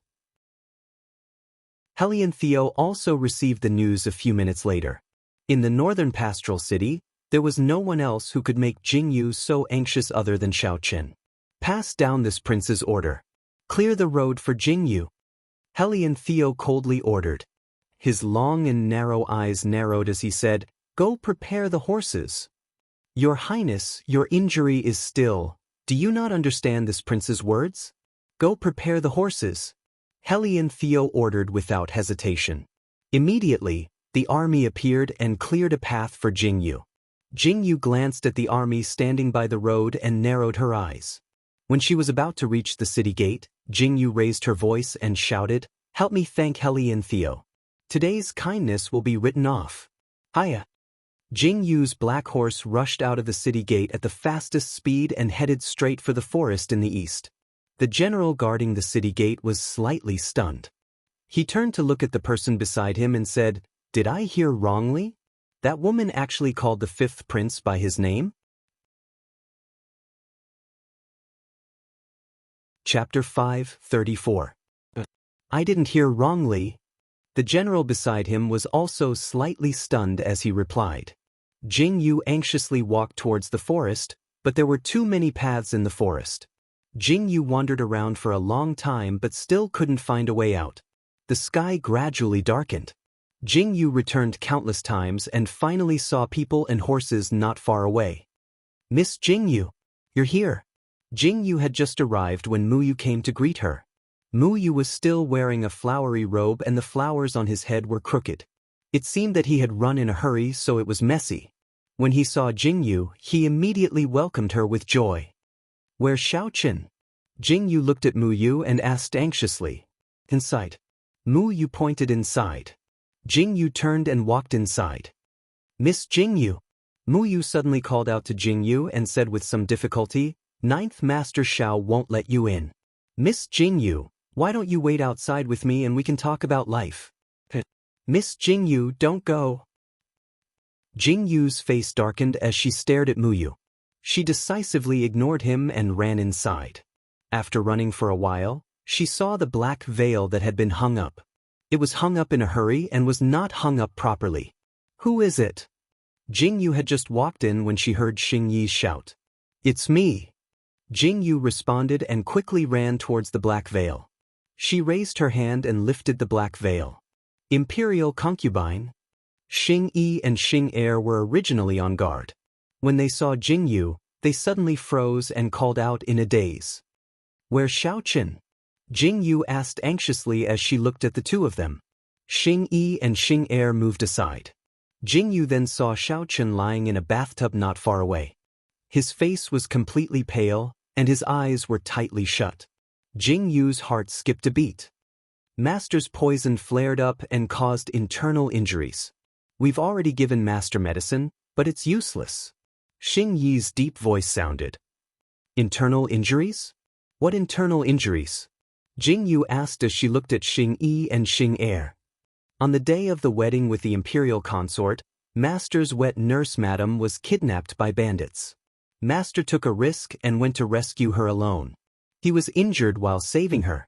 Xing Yi and Xing Er looked at each other. They didn't want to say anything. How did the injuries from that time drag on until now? Jing Yu asked sharply. After Master came back, he heard that the Imperial Consort had broken off the engagement. Because of this, Master delayed it again and again. In the end, he couldn't take it anymore and fell ill. However, just as he was getting better, news came that the Imperial Consort had left the Tokyo and was going to marry the 5th prince of the Northern Pastoral. His new injuries combined with his old illness caused him to become like this. Xing Yi tilted his head slightly as he explained.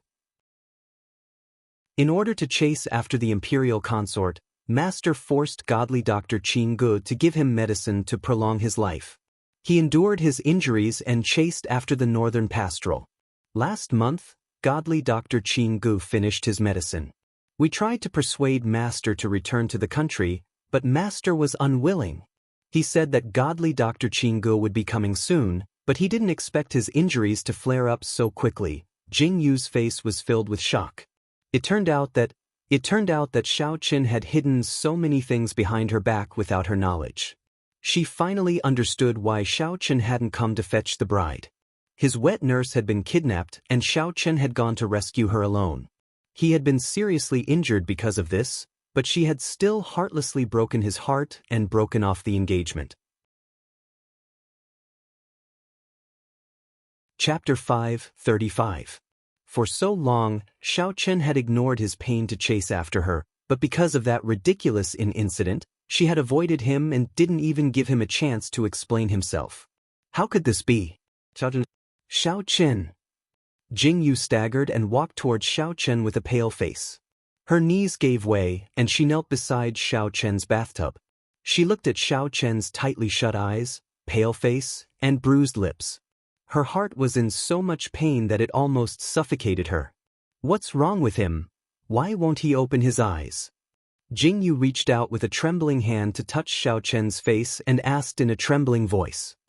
Master has been unconscious for 3 days.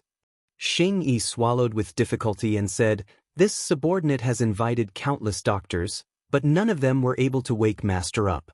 Today is the 10th day of the new year and the poison in Master's body has acted up. That's why Master has moved slightly, but there's still no sign of improvement. Where's the medicine? Where's the medicine that Qin Gu gave me? Jing Yu's eyes were red as she stared at Xing Yi and asked. It's gone. Xing Yi replied hoarsely. Jing Yu's eyes were filled with pain and the pain in her chest almost suffocated her. Her trembling fingers touched Xiao Qin's face, but the temperature from her fingers was so cold that it made Jing Yu's hand tremble slightly. She asked anxiously, why is it so cold? Hurry and help Master up. Xing Yi's expression changed when he heard this. He hurriedly walked over with Xing Yi to help the unconscious Xiao Qin up. Jing Yu stood to the side, her entire body cold. She watched as Xing Yi and Xing Er helped Xiao Qin dry and change his clothes. They then helped Xiao Qin lie down in the carriage parked at the side. Jing Yu knelt beside the bed. She watched as Xiao Qin's expression became uglier and uglier, but there was nothing she could do. How can I save him? Tell me. Jing Yu tightly grasped Xiao Qin's hand. No matter how Jing Yu tried to warm his icy hand, it couldn't warm up. Imperial concubine, we can only wait for godly Dr. Qin Gu to arrive. Xing Yi lowered his head and said, according to the schedule, godly Dr. Qin Gu will take at least 2 days to arrive. Master, shut up. Jing Yu suddenly shouted. Her eyes were red as she stopped Xing Yi from continuing. She watched as Xiao Qin's breathing gradually weakened. She couldn't stop the tears in her eyes. It was all her fault. If it wasn't for her, Xiao Qin wouldn't have become like this. Xiao Qin, wake up. Jing Yu looked at the motionless Xiao Qin on the bed with tears in her eyes. Something seemed to be stuck in her throat. It's my fault. I'm stupid. Hurry and wake up. You said you would marry me. I won't break off the engagement. I'll marry you. Hurry and wake up. Wake up. Xiao Qin. Drop after drop of tears fell from their eyes. Xing Yi and Xing Er both turned their faces away with tears in their eyes. Jing Yu tightly held Xiao Qin's hand and sobbed. The night grew darker and darker. Xiao Qin's body temperature also grew colder. Jingyu knelt on the bed and stared at Xiao Chen's face. Panic, uneasiness, and helplessness invaded her mind. Everything that had happened for so long was still so clear in her mind. Not long ago, in the dark night, Xiao Chen's gaze, his actions, and his expression were all so clear. Why did it become like this in the blink of an eye? Nailin you. It's all because of you. Because of you. Jingyu's eyes glowed with a fierce red. Something seemed to be stirring in her body. Chapter 5:36. In the midst of Jingyu's pain, she suddenly remembered what Nailin Yu had said that day. She had abnormal pupils and Xiao Chen had traveled the 4 countries to find the antidote. The antidote, the antidote. Jingyu's entire body trembled violently for a moment. She raised her hand to pull out the dagger and slit her wrist without thinking. Interrogation Officer 1 happened to turn his head and look. When he saw this scene, he was scared out of his wits. He shot over in a big stride and shouted in shock, "Imperial concubine! You can't!" Xingyi, let go. Jingyu raised her eyes to look at Xingyi. Her eyes were filled with longing and sorrow. Let me try. I have abnormal pupils. My blood is Xiao Chen's antidote. Let me try. Imperial concubine? Xingyi's entire body trembled. He looked at Jingyu in disbelief. His mind was in chaos. The Imperial concubine knew.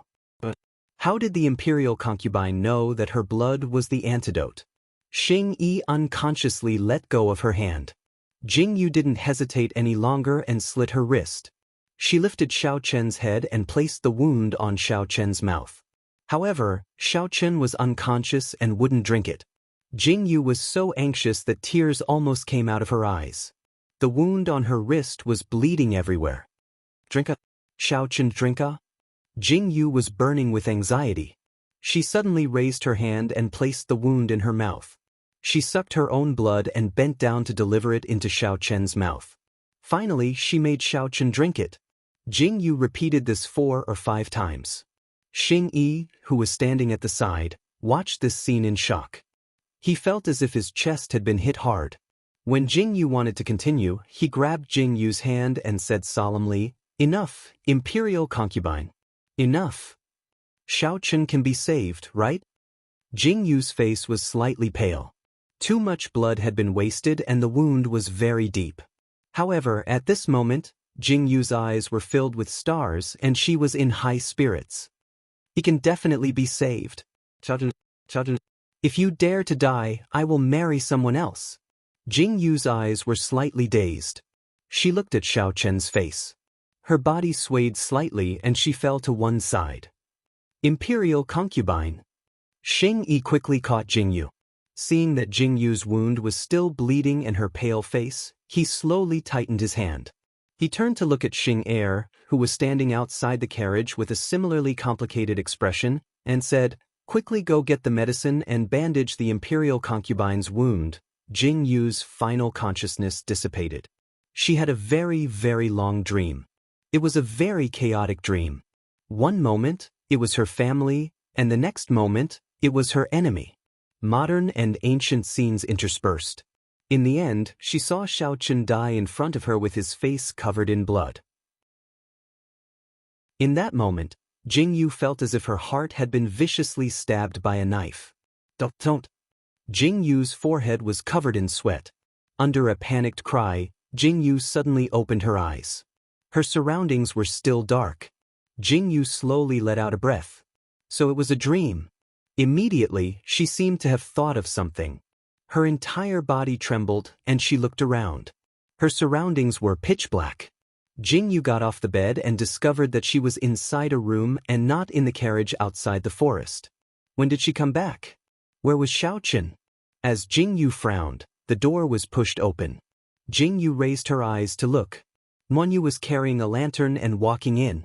Seeing that Jingyu had awakened, her eyes revealed pleasant surprise. She called out, "Eldest miss, you're really awake." "Monyu? This is the other courtyard? Where's Xiao Chen? How did I come back?" Jingyu's heart trembled as she asked several questions in a row. Chapter 5:37. Young mistress, you came back last night. It was the 9th Emperor's guards who sent you back. This is the courtyard. The 9th Emperors are sleeping in the room next door. Miracle Dr. Qinggu is currently treating the 9th Emperors. Nuanyu smiled and said to Jingyu, in order to let young mistress rest well, Miracle Dr. Qinggu lit a calming incense in this room and allowed young mistress to sleep for an entire day. Qinggu is here? Jingyu's eyes flashed with surprise. Without another word, she walked towards the door. Young mistress, Miracle Dr. Qinggu is currently treating the 9th Emperors. You won't be able to see him now. Young mistress, you haven't eaten in a long time. Eat something first. Nuanyu looked at Jingyu's anxious appearance and hurriedly called out to her. However, Jingyu ignored her and walked to the door. When she saw Xing Yi and Xing Er guarding outside, she heaved a sigh of relief when she confirmed that Qinggu was really inside. After Nuanyu finished serving Jingyu, she saw Jingyu impatiently waiting in front of the door. When did Qinggu arrive? Jingyu looked at the tightly shut door and asked Xing Yi. Miracle Dr. Qinggu arrived not long after the imperial concubine fainted. Xing Yi lowered his head and said, after asking around, I found out that Miracle Dr. Qinggu came by the waterway. Otherwise, he wouldn't have arrived so quickly. It's good that he's here. Jingyu's tightly clenched heart finally relaxed. She stood at the door and waited for the commotion inside. This wait lasted until dawn. Finally, the tightly shut door opened under everyone's anticipation. Qinggu. Jingyu quickly walked towards Qinggu and asked anxiously, how is Xiao Chen? Miss Jingyu. When Qinggu saw Jingyu, he smiled and sighed slightly. His gaze landed on Jingyu's wrist, which had already been bandaged. He sighed and said, thank you, Miss Jingyu, for saving Brother Jio's life with your blood. If it wasn't for Miss Jingyu's blood, I'm afraid that 9th brother wouldn't have been able to last until I came down. Qingji's eyes were filled with sorrow as he said helplessly, I once promised Brother Jio that I would never tell you that your blood can detoxify the poison. Brother Jio said that he would rather be a monster for the rest of his life and endure pain and torture for the rest of his life than drink your blood. But no, I didn't do it.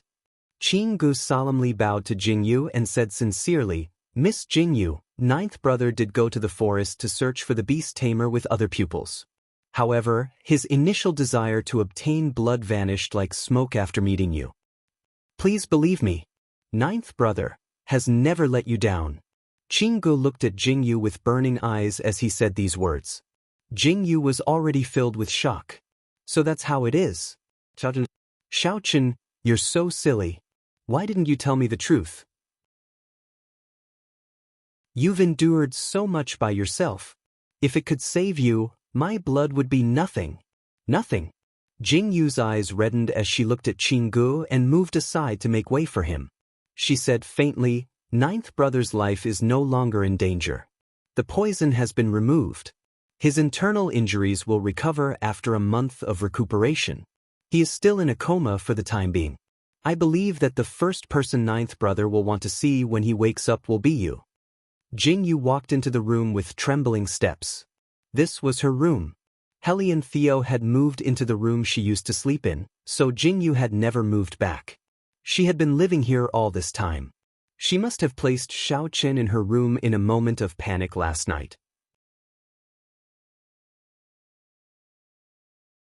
Chapter 5:38. Xiao Chen was lying quietly on the bed with his eyes closed. His face was no longer pale and had regained its rosy color. He looked as though he had fallen asleep. Jingyu carefully sat down on the edge of the bed and looked at Xiao Chen's handsome face. Her heart was filled with a myriad of emotions. When she thought that Xiao Chen would leave her, Jingyu clearly felt how much she loved him. The sky gradually brightened. Nuanyu came in and blew out the candles. She glanced at Jingyu, who was standing by the window and staring at Xiao Chen in a daze.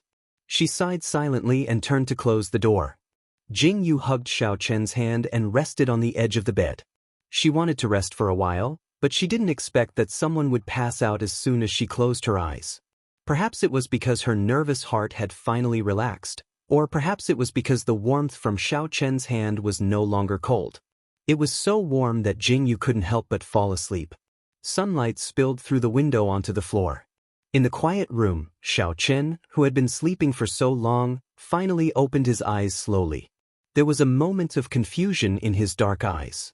Then, as though he felt something, he turned his head slightly. The person who was hugging her hand and lying on the edge of the bed with his brows slightly furrowed. It was so real that it seemed unreal. Jingyu moved her head and opened her eyes in a daze. Her neck was a little sore from lying on the bed. Jingyu raised her head and habitually looked at the bed. The moment she looked over, her eyes met with Xiao Chen's dark and indifferent eyes. Jingyu's body suddenly froze. Xiao Chen. Jingyu was in a daze, as though she was afraid that if she shouted loudly, she would scare Xiao Chen. As usual, Xiao Chen responded indifferently. Xiao Chen. You're finally awake. Do you know that you scared me to death? Jingyu had a stomach full of words, but when she saw Xiao Chen's faint smile, all her words seemed to turn into grievances. She threw everything aside and threw herself into Xiao Chen's arms. She seemed to want to hug Xiao Chen tightly, but was afraid that she would hurt Xiao Chen. Thus, she buried her head in Xiao Chen's chest in a strange position. Xiao Chen raised his hand and placed it on Jingyu's back. No one knew how satisfied he was at this moment. The news that Xiao Chen had woken up spread. Qinggu came to treat Xiao Chen again and said that he was fine. He just needed to take medicine on time every day and stay in bed to recuperate. Within this month, he could not make any big movements and could not use his internal force. In short, he could not do anything and just stay here. Thank you, I'll take good care of him. Jingyu took a deep breath and thanked Qinggu. Xiao Chen was originally unhappy, but when he heard Jingyu's words, he immediately beamed with joy. He was already looking forward to the future. After Qinggu finished his diagnosis, Xiao Chen chased everyone out with a cold expression. Do you feel uncomfortable anywhere? Jingyu looked at Xiao Chen and asked. Xiao Chen stared at Jingyu with a burning gaze, but didn't say anything. What's wrong? Are you uncomfortable? I'll go call Qinggu. Jingyu said as she walked out, but Xiao Chen quickly grabbed her wrist. Jingyu? Xiao Chen's voice was weak, but it also had a different feeling. He looked at Jingyu carefully and asked, You aren't angry with me anymore? Chapter 539. Jingyu froze for a moment, then sat back down on the edge of the bed. Looking at Xiao Chen, she lowered her head and said, I'm sorry. I already know everything. It's my fault. If it wasn't for the fact that I didn't trust you enough, this kind of thing wouldn't have happened, Jingyu. Xiao Chen suddenly grasped Jingyu's hand tightly. Panting slightly, he asked, Where did you go the night before the wedding? What did Hellion Theo say to you? It wasn't Hellion Theo, it was Nailin Yu. Jingyu raised her head and told Xiao Chen everything that happened that day. After she finished speaking, Xiao Chen's face turned cold. Gnashing his teeth, he said, I knew she wouldn't let it go. I thought that I would be safe after I forced her out of the imperial city, but I didn't expect her to secretly plot against me. Xiao Chen, why didn't you tell me the truth? Your blood could have saved you. How could you be so stupid? Jingyu stared at Xiao Chen. Her eyes were full of blame, but there was also warmth in them. Jingyu, you should know how much I love you. My love for you is deeper than you can imagine. How could I drink your blood? Xiao Chen felt a slight pain in his heart. He raised his hand and pulled Jingyu's hand over. The bandage on her wrist was so obvious that it made Xiao Chen's eyes hurt. I would rather die than let you suffer any harm. Xiao Chen looked at Jingyu's wrist with a burning gaze. Yesterday, he woke up once and already knew the whole story. When he found out that Jingyu had used her blood to save him, Xiao Chen's heart ached to the point of suffocation. Then do you know that as long as I can save you, this little bit of blood is nothing? Jingyu smiled. Her words made Xiao Chen slightly stunned. Then, the fiery passion in his heart seemed to have found an outlet. He raised his hand and pulled Jingyu into his arms, hugging her tightly with all his strength. Jingyu, don't leave me again. Xiao Chen lowered his head and whispered into Jingyu's ear, If it happens again, I will definitely go crazy. If you don't leave, I won't abandon you. Xiao Chen, you'll never be able to get rid of me in this lifetime. Jingyu hugged Xiao Chen and said with a smile, If you dump me, I will definitely cling to you. All right. The corners of Xiao Chen's mouth curled up into a faint smile. At that moment, he felt as though his heart had finally been filled to the brim. He felt completely at ease. Xiao Chen's body had recovered and he was recuperating peacefully in the courtyard. Jing Yu naturally took care of Xiao Chen. After the misunderstanding had been resolved, they knew what they needed to know. When she saw that Xiao Chen's complexion was getting better by the day, Jing Yu finally smiled again. "Qinggu, can my blood really cure the poison in Xiao Chen's body?" Jing Yu asked Qinggu as she ate at the dining table. "Miss Jing Yu, this is a long-term matter." Qinggu slowly put down the chopsticks in his hand and said, "The poison in Brother Jiu's body cannot be removed overnight. It cannot be removed just by drinking blood once. He has to go through countless procedures and consume blood countless times before the poison can be removed." "Use my blood to remove the poison," Jing Yu suddenly said solemnly. "No." Qinggu was slightly taken aback. Then he shook his head resolutely and said, "Letting blood out is harmful to the body. It is very likely that the detoxification will drain your blood dry. Brother Jiu will never allow that. Brother Jiu already blamed himself endlessly. If it happens again, I believe that Brother Jiu would rather hurt himself than hurt you. Don't let Xiao Chen find out. The blood can be replenished. It will be fine as long as it can remove the poison in Xiao Chen's body." Jing Yu took a deep breath and said with a burning gaze. Chapter 540. "Miss Jing Yu, I can't do it." Qinggu shook his head, completely ignoring her. "What can't you do?" Just as Jing Yu was feeling anxious, a voice suddenly came from the door. Jing Yu and Qinggu looked up at the same time and saw Xiao Chen, who was supported by Xing Yi, standing calmly at the door. Jing Yu was so shocked that she nearly jumped up. "Xiao Chen, why are you up? You haven't recovered from your injuries yet?" Jing Yu hurriedly stood up and said, "It's nothing serious. It's good to walk around." Jing Yu naturally supported Xiao Chen. Xing Yi bowed and retreated. Qinggu cushioned Xiao Chen's back and helped Xiao Chen sit down. "What were you guys talking about?" Xiao Chen raised his brows and looked at Jing Yu and Qinggu as he asked. "Nothing." Qinggu opened his mouth to speak but was interrupted by Jing Yu. She kept shooting glances at Qinggu. Qinggu looked at Jing Yu helplessly and coughed. He turned to look at Xiao Chen and said, "Brother Jiu, Jing Yu said that she wanted to use her blood to detoxify your poison." Jing Yu's face darkened instantly. "Qinggu, you bastard! Didn't I tell you not to say it?" "Jing Yu." Xiao Chen's breathing paused slightly and his face darkened. He stared at Jing Yu, causing Jing Yu to lower her head in vexation. Qinggu coughed and said at the right time, "I know that Miss Jing Yu is anxious to save Brother Jiu, but now is not the time." "What do you mean?" Jing Yu and Xiao Chen both looked over.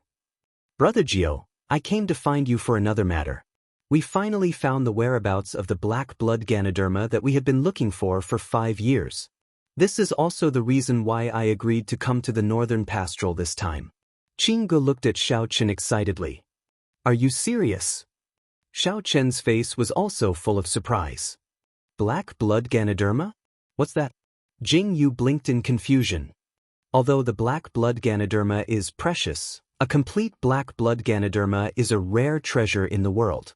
This type of Ganoderma usually grows in places where water and fire are incompatible and where the sun and moon shine together. Brother Jiu and I have been looking for it for 5 years, but we haven't been able to find it. This time, I received news from Miracle Physician Valley that someone brought a black blood Ganoderma to the northern pastoral. Qinggu said slowly. "Furthermore, it is a complete black blood Ganoderma.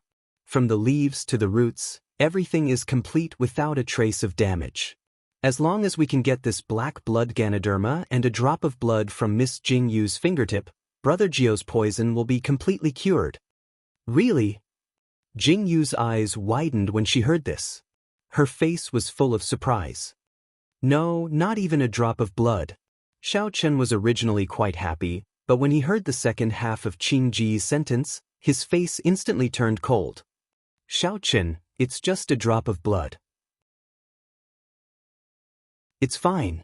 Jingyu smiled as she held Xiao Chen's hand and said, "If I can cure your poison, I'll cut my wrist and feed you my blood. If you don't drink it, then let the blood drain." Jingyu? Xiao Chen's face darkened as he looked at the shameless Jingyu. His face was full of helplessness, but he couldn't stop the warmth and gratitude in his heart. Jingyu chuckled and said, "Brother Jiu, don't worry. It's just a drop of blood the size of a needle tip." Really? Xiao Chen was extremely unwilling, but he couldn't dissuade Jingyu. He frowned slightly as he looked at Jingyu. "Of course." Jingyu smiled and said, "However, when the time comes, we'll need Miss Jingyu to use her special pupils and let the blood in her body boil to the highest point. A drop of blood will be the antidote."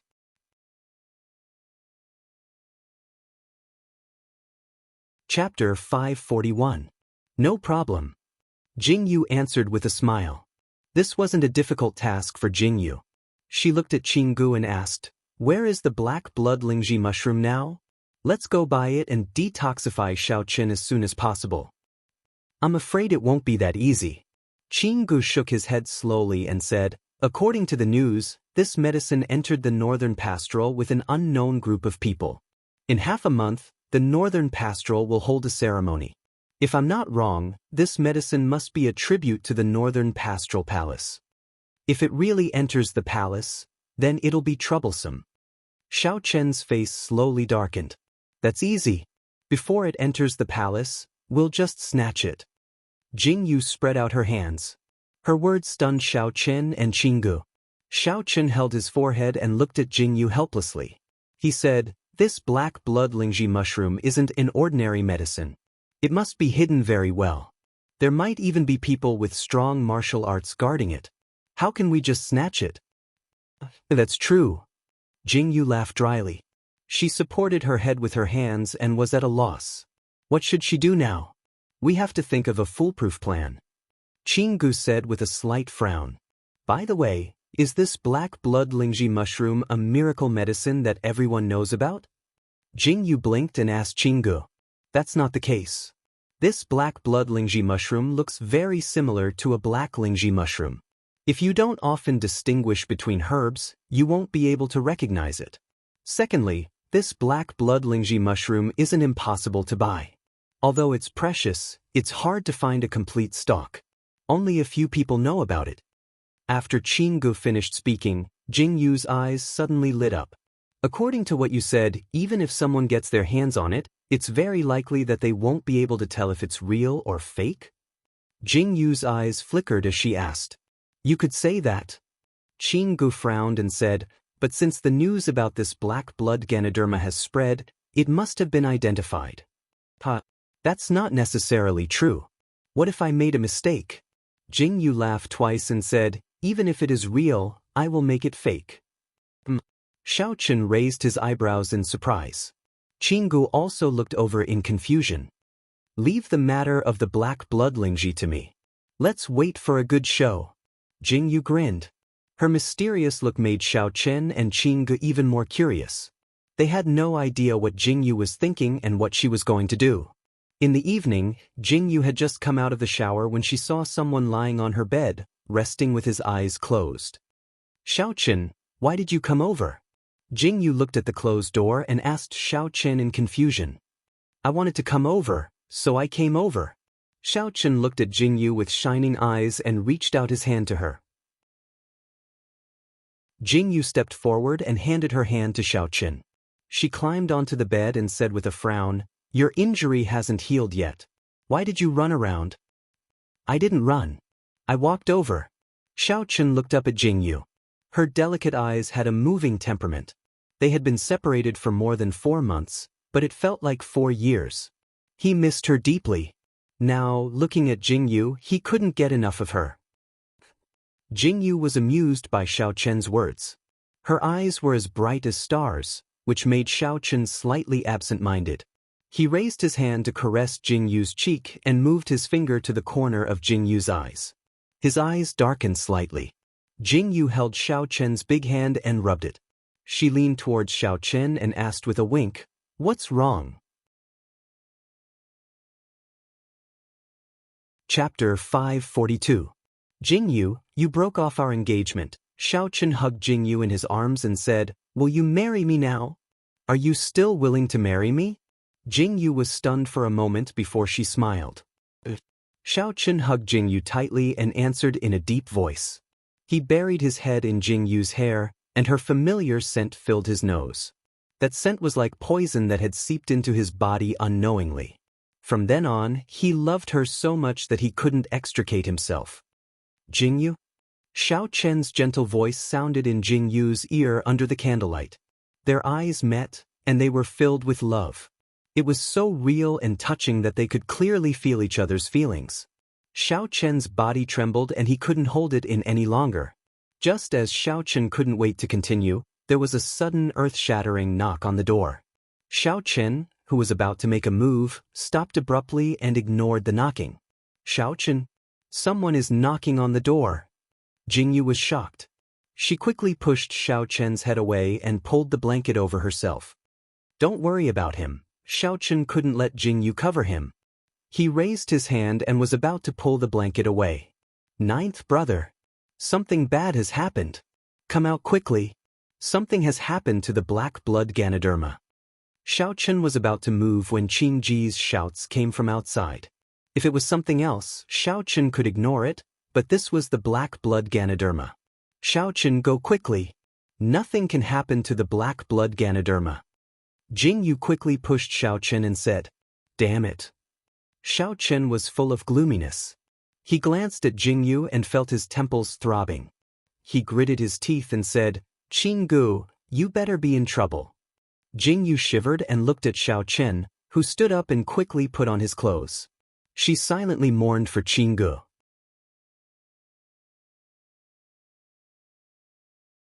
Chapter 543. Xing Yi and Xing Er stood at the bottom of the stairs and looked at Qinggu, who was still banging on the door fearlessly. They immediately lowered their heads. As subordinates, they clearly remembered that when their master went in, he repeatedly told them not to disturb him. It was obvious that he went in with a motive. Furthermore, with their hearing, they naturally heard the soft and ambiguous sounds in the room. Just as they were about to walk away, they didn't expect to see Qinggu rushing over and knocking on the door without saying anything. Xing Yi and Xing Er both broke out in cold sweat for Qinggu. We'll just quietly watch you court death. Clang! The door was suddenly pulled open. Qing Ji's hand paused in the middle of knocking on the door. He looked at Xiao Chen, who was standing in front of him with a gloomy face. His gaze was as though he wanted to eat him up. Qinggu trembled violently. He didn't know what he had done to make Xiao Chen so angry. Ninth brother. Qinggu stuttered as he called out. Speak. Xiao Chen's entire body was filled with a gloomy aura. Xing Yi and Xing Er, who were 10 meters away, could deeply feel the gloomy aura emanating from their master's body. I just received news that someone is trying to snatch the black blood Ganoderma in Ling Men Inn. We can take this opportunity to fish in troubled waters. If we miss this opportunity, there won't be another one. Qinggu looked at Xiao Chen excitedly and said. Xiao Chen's face became even gloomier. Qinggu, is this news reliable? Xiao Chen didn't speak. Jingyu's voice came from behind. Qinggu looked up and saw that Jingyu's face was still red. She had already put on her clothes, but the red marks on her exposed neck still made Qing Ji's eyes widen. He looked at Xiao Chen and Jingyu.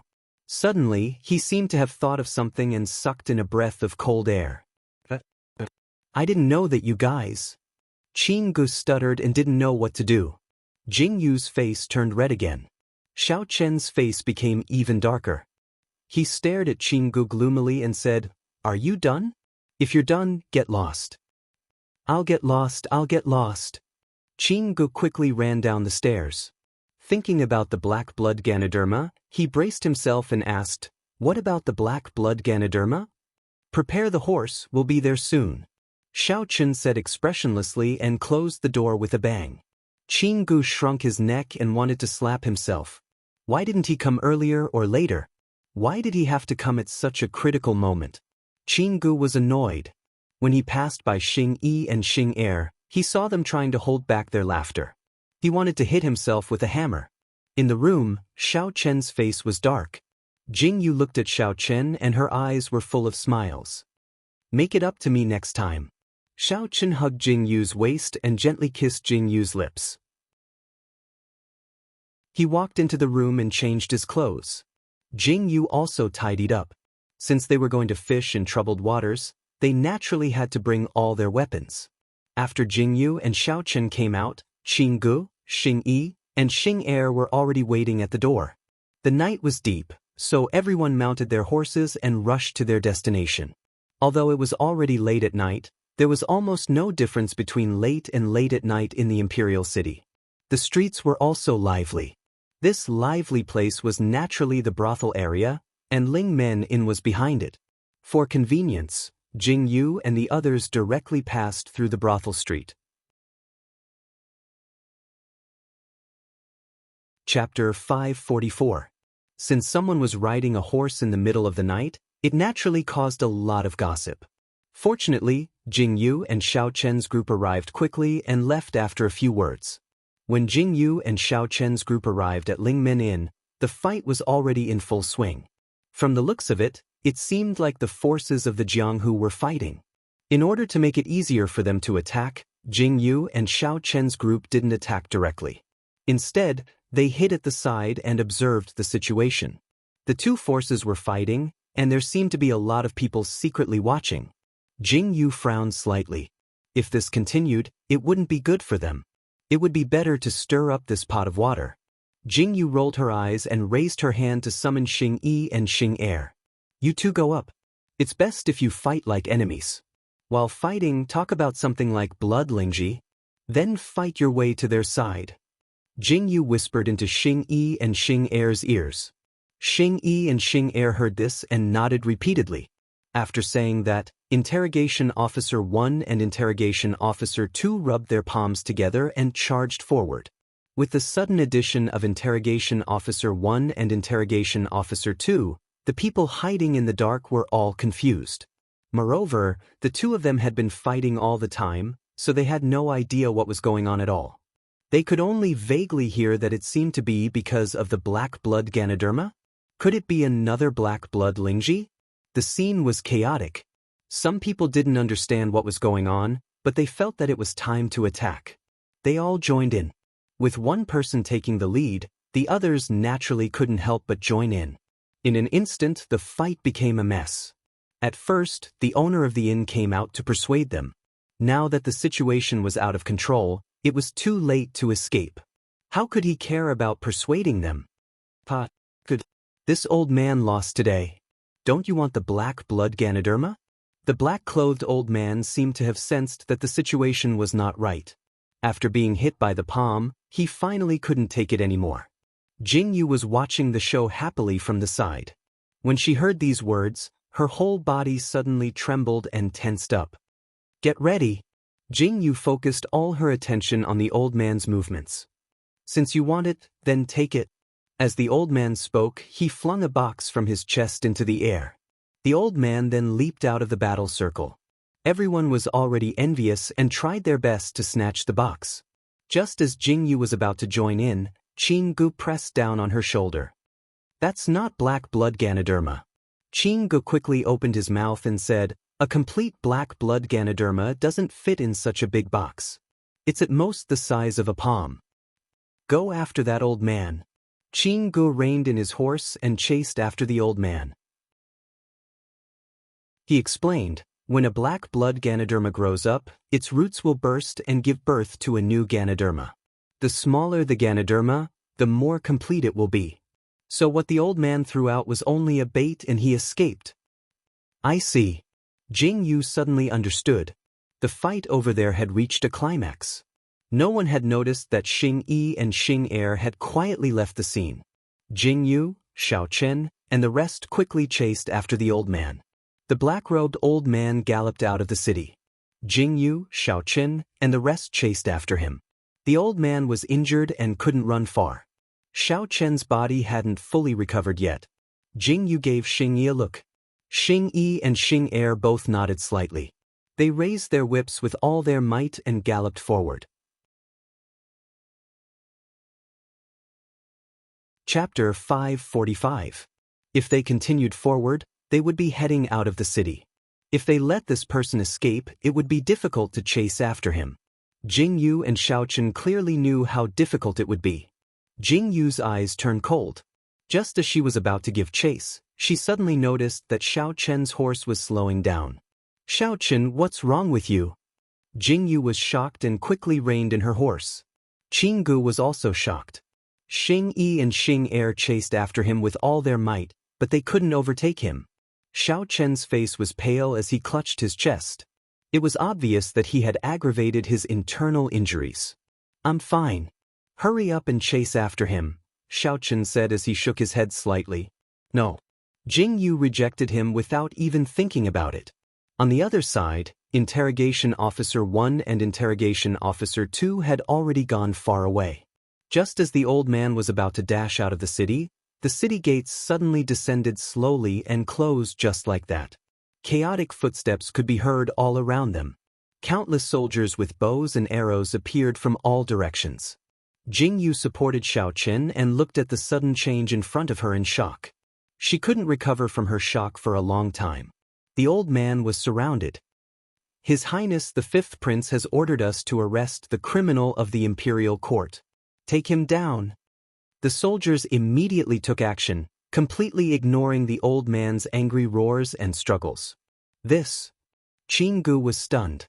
He turned to look at Jing Yu and asked, "Did you tell Helian Theo about this?" "No." Jing Yu was also confused. When did Helian Theo know about this? The old man couldn't struggle at all and was taken away by the soldiers. The soldiers came quickly and left quickly.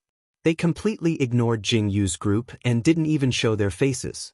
Xing Yi and Xing Er returned with confused expressions. "Master, Imperial Concubine, what do we do now?" Xing Yi and Xing Er blinked and asked. "Since he has been taken away by the officials, we can't take him by force. We can only go back and think of a plan."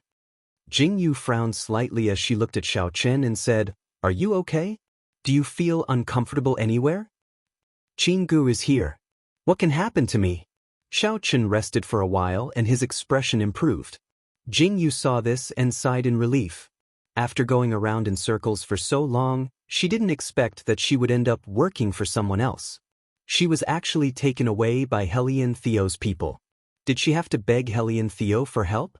Jing Yu and Xiao Chen returned to the courtyard and had Qing Gu prescribe a stabilizing medicine for Xiao Chen to drink. Only then did she breathe a sigh of relief. The night passed in a daze.